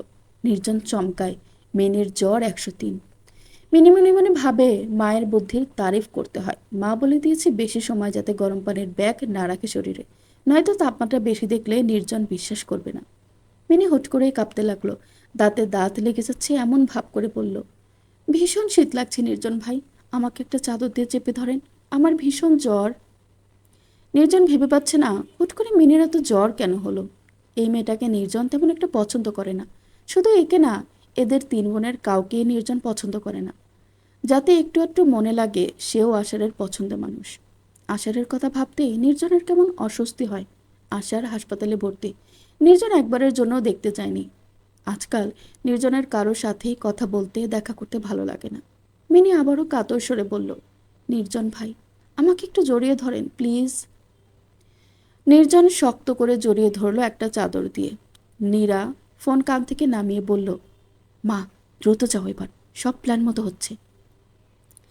শিরিন দ্রুত মিরাজুল ইসলামের রুমের দিকে ছুটল। এই রাজ্য, এই রাজত্ব সব তার পৈতৃক। অন্য বাড়ির মেয়েরা সেসব ভোগ করবে? এই সাম্রাজ্যের লোভে নিজের স্বামীর বাড়িতে যায়নি শিরিন। এবার যদি মেয়ে বিয়ে দিতে পারে তাহলে তো আসন আরও পাকাপোক্ত হবে। মিরাজুল ইসলাম নিজের স্টাডি রুমে একটা কেস স্টাডি করছে। শিরিন ছুটে গিয়ে বলল, সর্বনাশ হয়ে গেছে, আমার সাথে আয়। মিরাজুল ইসলাম কিছু বলার আগেই শিরিন চিলের মতো ছো মেরে ভাইকে বগলদাবা করে নিয়ে ছুটলেন। মিনি রুমের দরজার বাইরে দাঁড়াতেই শুনল মিনি কেমন কাতর সুরে বলছে, আমি মরে যাচ্ছি নির্জন ভাই, আপনি আমাকে শক্ত করে জড়িয়ে ধরুন, আরও শক্ত করে। নির্জন শান্ত সুরে বলল, তুই ভয় পাস না, একটু রিল্যাক্স হ, ঠিক হয়ে যাবে। মিরাজুল ইসলামের চোয়াল শক্ত হয়ে উঠল। শিরিন দরজা ধাক্কা দিতেই তা খুলে গেল। নির্জন মিনি দুজনেই চমকে উঠল। মিনি আলগোছে গায়ের চাদর নামিয়ে দিল কিছুটা। একটা ট্যাঙ্ক টপস পরনে মিনির। মিরাজুল ইসলাম রুম থেকে বের হয়ে গেলেন। শিরিন বিলাপ করে কাঁদতে লাগলো। মুহূর্তেই পুরো বাসার সবাই সজাগ হয়ে গেল। নির্জন বুঝতে পারছে না কি হচ্ছে। সে তো এখানে মিনির কথা মতো এসেছিল। বাবা ফুপু কেন ভুল বুঝছে তাকে? মিনি অবুঝের মতো বলল, কি হয়েছে এদের? এরা এমন চিৎকার চেঁচামেচি করছে কেন নির্জন ভাই? নির্জন মিনির দিকে তাকালো। মিনি কেমন অবুঝের মতো তাকিয়ে আছে। মনের সন্দেহ দূর হয়ে গেল নির্জনের। মিনি হয়তো সত্যি বলছে। ব্যাপারটা পুরোটাই মিসআন্ডারস্ট্যান্ডিং। বাবা ফুপুকে বোঝাতে হবে। শিরিন ছুটে গিয়ে মুহা বেগমকে জড়িয়ে ধরে। এই প্ল্যানে সে মুহা বেগমকে রাখেনি। শিরিন জানে, আগে থেকে প্ল্যান জানলে মুহা বেগম একেবারে রিয়েল অভিনয় করতে পারবেন না, যতটা পুরো ঘটনা সত্যি জানলে পারবেন। রিয়েল এক্সপ্রেশন না আসলে খেলা জমবে না। মুহা বেগম সবে শুয়েছেন, এমন সময় হাউমাউ শব্দ শুনে উঠে বসেন। তার স্বরে ঝুনিকে ডাকেন। ঝুনি লাফিয়ে উঠে দরজা খুলে বের হয়ে নিচে নেমে দেখে আসে ড্রয়িং রুমে বসে শিরিন মাথা ফাটিয়ে ফেলছে ফ্লোরের সাথে। ঝুনি ছুটে গিয়ে মুহা বেগমকে আপডেট দিল। মুহা বেগম ছুটে এলেন মেয়ের কান্নার কথা শুনে। নির্জন মিরাজুল ইসলামের সামনে দাঁড়িয়ে বলল, বাবা আমার কথা শোনো, তোমরা ভুল ভাবছো, মিনির সাথে আমার। নির্জন কথা শেষ করতে পারে না, তার আগেই তার গালে সিরাজুল ইসলামের থাপ্পড় বসে যায়। এত খারাপ কবে হয়েছে তার ছেলে? এত শাসনে থাকার পরও নির্জন কিভাবে এসব করলো? নির্জন আর কথা বলল না। মুহা বেগম সব শুনে মাথায় হাত দিয়ে বসে পড়ল। সিরাজুল ইসলাম মায়ের পায়ের কাছে বসে বলল, আমি এখন কি করব মা, তুমি আমারে বুদ্ধি দাও। দ্রুত কাজে ডাক ছক্কা, 5 খান হওয়ার আগে সমাধি দিতে হবে, নিজেকেও মান ইজ্জতের ব্যাপার। শিরিন আর্তনাদ করে বলল, আমি কখনো আমার মেয়ের এখানে বিয়ে দিতে চাই না। আত্মীয়ের মধ্যে আবার কিসের আত্মীয়? মহুয়া বেগম রাগান্বিত হয়ে বললেন, তোর কি মাথা খারাপ হয়েছে? কি বলছিস তুই? ঘটনা কি তুই জেনে শুনে কিভাবে বলছিস এই কথা? মিরাজুল ইসলাম কান্নারত বোনের হাত ধরে বললেন, আপা কান্না করিস না, আমার ছেলে মোটেও খারাপ ছেলে না। জানি না আজকে কেন এমন করলো ও, কিন্তু বিশ্বাস কর তোর মিনি ভালো থাকবে, তোর সামনেই তো থাকবে সবসময়। এর চেয়ে ভালো আর কি হতে পারে বল? শিরিন বলল, ঠিক আছে, বিয়ে হতে পারে, তবে একটা শর্ত আছে, 30 লাখ টাকা দেনমোহর হবে। আমি জানি নির্জনের মা কখনো সহজে এটা মেনে নিতে চাইবে না, তাই আমার মেয়ের নিরাপত্তার জন্য দেনমোহর বেশি দিতে হবে। মিরাজুল ইসলাম একবার মায়ের দিকে তাকায়। মুহা বেগম এই মুহূর্তে আরেকটা কথা ভাবছেন, এরকম কোনো কিছু একটা করে যদি পিয়াসার আশারকে বিয়ে করে দেওয়া যায়। মিরাজুল ইসলাম রাজি হলো তাতেই। কাজে আসতে আসতে রাতের 1:30 বাজছিল। 7 ভরি গহনা এবং নগদ 10 লক্ষ টাকা উসুল দিয়ে সেই রাতেই মিনি আর নির্জনের বিয়ে হয়ে গেল। পুরো ব্যাপারটায় নির্জন নীরব দর্শক ছাড়া কিছুই ছিল না। বলার মতো কিছু থাকলেও সে আর বলল না। সে মেনেই নিয়েছে তার জীবনে তার কোনো মতামত নেই। সবসময় মায়ের সিদ্ধান্ত ছিল সবকিছুতে। নির্জনের মনে হচ্ছে যা হবার হোক, সে এমনিতেও তো হাতের পুতুল যেন সবার, তার নিজস্ব মতামত বলে কিছু থাকতে নেই। সোফায় হেলান দিয়ে বসে নির্জন সামনের সোফায় বসে থাকা নিজের 3 ভাই বোনের দিকে তাকালো। তাকাতেই লজ্জায় তার মাথা নিচু হয়ে গেল। জীবনের শেষ দিন পর্যন্ত তার ভাই বোনেরা জানবে তাদের বড় ভাই কোনো এক মাঝ রাতে মিনির রুমে গিয়ে মিনির সাথে। নির্জনের বুক কেমন ভারী হয়ে এলো। মা কেন তাকে এমন চাবি দেওয়া পুতুলের মতো করে করে তুলেছেন? কেন তার ভেতরে মেরুদণ্ড নেই? চাইলে সে না করতেই পারতো বিয়ে, তবুও কেন মায়ের উপর একটা অভিমান থেকে করে নিল? আজীবন তো তাকে এই অভিযোগ মাথায় নিয়েই বাঁচতে হবে। রাত 3টার দিকে মহুয়া বেগম মিনিকে নিয়ে এলেন নির্জনের রুমে। নির্জন নিজের ল্যাপটপ নিয়ে বসে আছে। মহুয়া বেগম গলার স্বর শুনে নির্জন দরজা খুলে দিল। মহুয়া বেগম এবং মিনি দাঁড়িয়ে আছে। মিনির পরনে লাল জামদানি শাড়ি। নির্জন দাদিকে জিজ্ঞেস করলো, কি ব্যাপার দাদি, এখন আবার কি হলো? মহুয়া বেগম বিরক্ত হয়ে বললেন, কেন, যে কাজ বাকি ছিল তখন, অসমাপ্ত কাজ সমাপ্ত কর এখন। লজ্জায় নির্জন মাথা নিচু করে চলে এলো। নির্জনের পিছু পিছু মিনিও ঘরের রুমে ঢুকলো। মিনির এখন আর ভয় লাগছে না, বরং ভীষণ আনন্দ লাগছে। যাকে সে নিজের করতে চেয়েছে, একেবারে আজীবনের জন্য নিজের করে পেয়েছে। মা এবং বোনের কাছে মিনি চিরকৃতজ্ঞ থাকবে। ভালোবাসার মানুষকে হারিয়ে বাঁচার চাইতে মিনির মনে হচ্ছে, থাক একটু কলঙ্ক, তাতে অসুবিধা কি? যাকে সে চেয়েছে তাকে পেয়েছে। নির্জন মিনির দিকে তাকায়। এই মেয়েটা তার বউ? কেমন অদ্ভুত লাগছে নির্জনের। কই, মন থেকে তো একটু টান অনুভব করছে না সে। মিনি দরজা বন্ধ করে শুয়ে পড়ল। অনেক রাত হয়েছে। নির্জন যখন দেখল মিনি ঘুমিয়ে পড়েছে, নিজেও শুয়ে পড়ল। আজকে আশারের হাসপাতাল থেকে ছুটি। যদিও সম্পূর্ণ সুস্থ না, তবুও হাসপাতালে বন্দি থাকার চাইতে ভালো আছে। হাসপাতাল থেকে বের হয়ে নির্জন একটা উবার নিল। সোজা ছুটল শেওড়াপাড়া। নিজের বাপ চাচাকে আশার চেনে, চেনে বলে জানে ছোট মাকে ফিরিয়ে নেওয়ার মানুষ ছোট চাচা না। নার্গিস ফ্লোরে বসেছিল একটা মাদুরে। হুট করে আশারকে দেখে নার্গিস যেমন আনন্দিত হলো, তেমন কষ্টও পেল। আশার এসেছে তার কাছে, অথচ তার নিজের ছেলে তো এলো না একটা বারও। না, একটা বার কল করেছে। মাকে ছাড়া তাহলে ভালোই আছে। আশা নার্গিসকে জড়িয়ে ধরে বলল, একটা অজুহাতও শুনবো না আমি, সোজা আমার সাথে চলো ছোট মা। তুমি নেই, মা নেই, পুরো বাড়ি কেমন খাকা করছে। মা না থাকা বাড়িতে প্রাণ থাকে না মা, তোমরাই তো বাড়ির প্রাণ। নার্গিস আজ বহুদিন পর আন্তরিক গলায় বলল, তোর এই হাল কেন? আশার হেসে পড়ল, জানোই তো আমি দুষ্ট ছেলে তোমার। মারামারি হয়েছে, প্রতিপক্ষের মার খেয়ে হাসপাতালে পড়েছিলাম। যেদিন তুমি চলে এলে, আমিও সেদিন হাসপাতালে চলে গেলাম। আজকে আমিও বাড়ি ফিরবো, তুমিও ফিরবে আমার সাথে। নার্গিস অসহায় দৃষ্টিতে তাকিয়ে বলল, আমার ওই বাড়িতে কিচ্ছু নেই। কার কাছে যাব বল? তোর চাচা, চাচাতো ভাই বোন কেউই। নার্গিস কথা শেষ করার আগে আশার বলল, ও বাড়িতে কেউ না থাক, আমি আছি। আমি জন্ম থেকে আমার দুই মাকে একসাথে দেখে এসেছি। আমার জন্য যাবে তুমি, চলো। নার্গিস যেন তৈরিই ছিল। কথা না বাড়িয়ে সোজা বের হয়ে এলো আশারের সাথে। নিজের স্বামী শ্বশুরবাড়ি যেমনই হোক, তা নিজেরই হয়। এই যে এই কয়দিন নার্গিসের কেমন দমবন্ধ লেগেছে, তা নার্গিস কাউকে বোঝাতে পারবে না। নিজেকে ভীষণ অবাঞ্ছিত মনে হচ্ছিল, যেন স্রোতে ভেসে বেড়ানো কচুরিপানা সে। অথচ শ্বশুরবাড়ি যেমনই হোক, সেখানে তার একটা দাম আছে।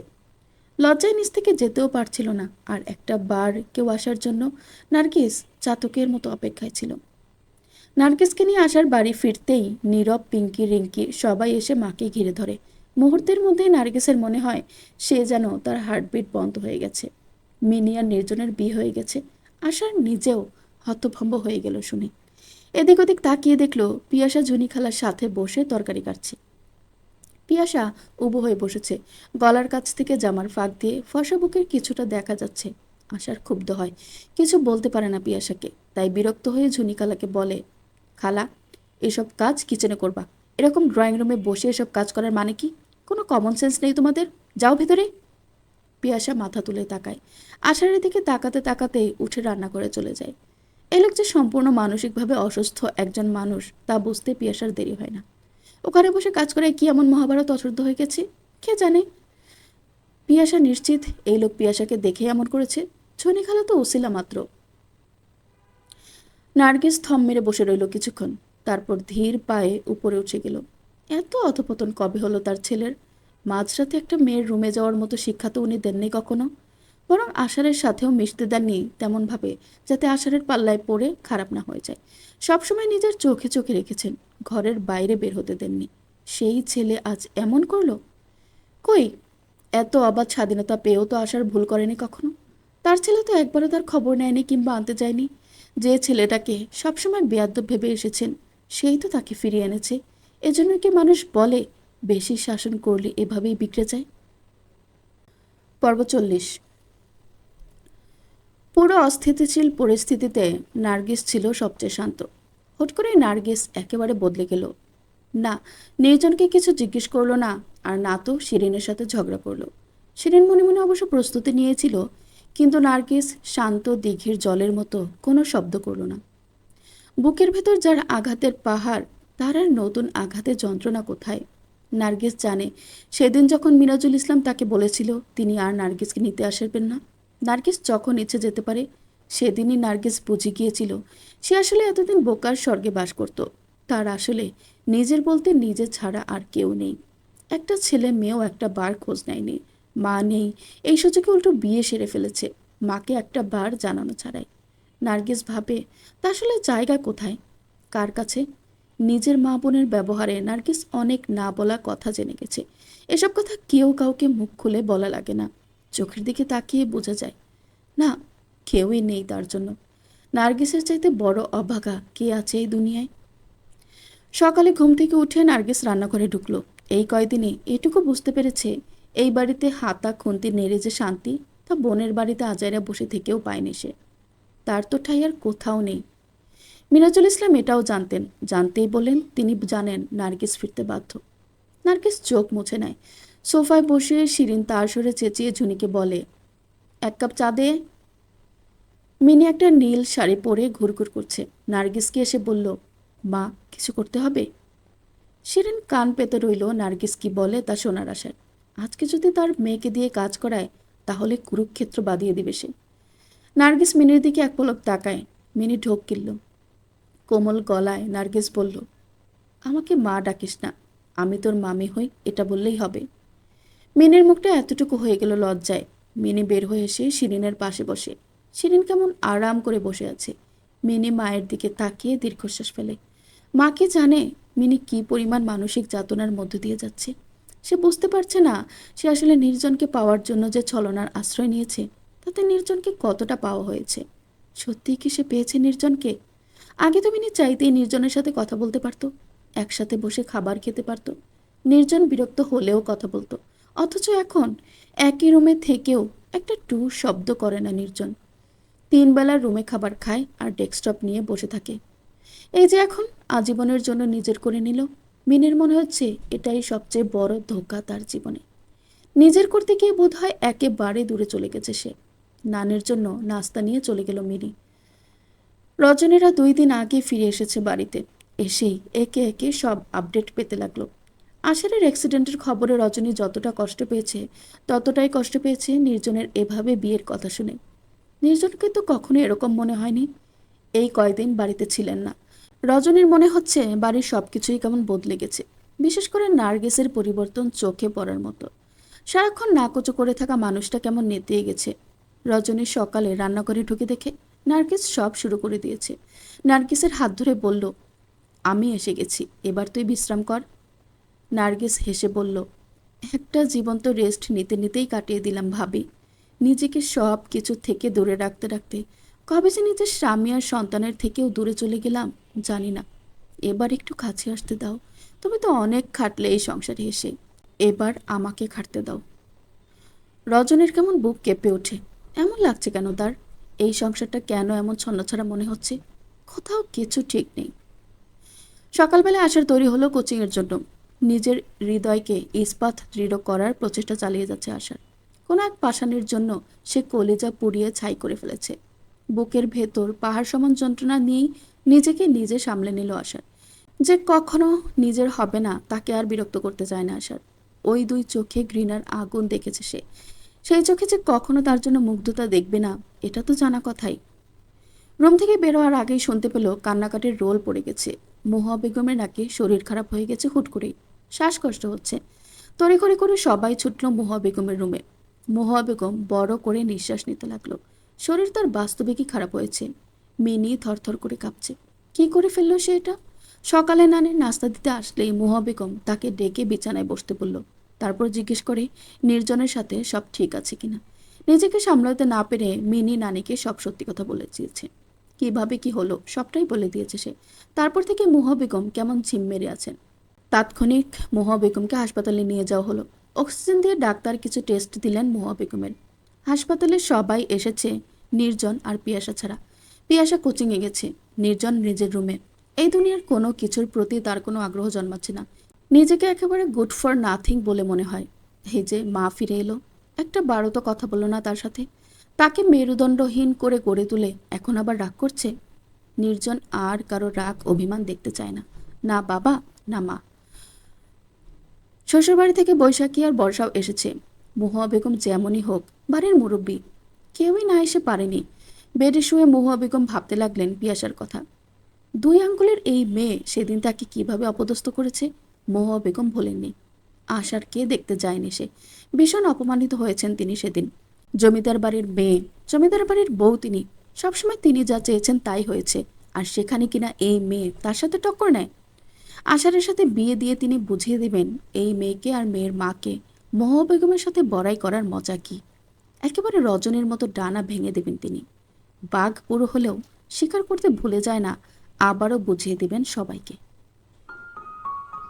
শুনছিলেন রাজিয়া ইসলামের লেখা হ্যালো 244139 গল্প থেকে পর্ব 31 থেকে পর্ব 40 পর্যন্ত। গল্পটি পরবর্তী পর্বগুলো শুনতে চাইলে এই চ্যানেলটিকে সাবস্ক্রাইব করে আমার সাথেই থাকুন। ধন্যবাদ।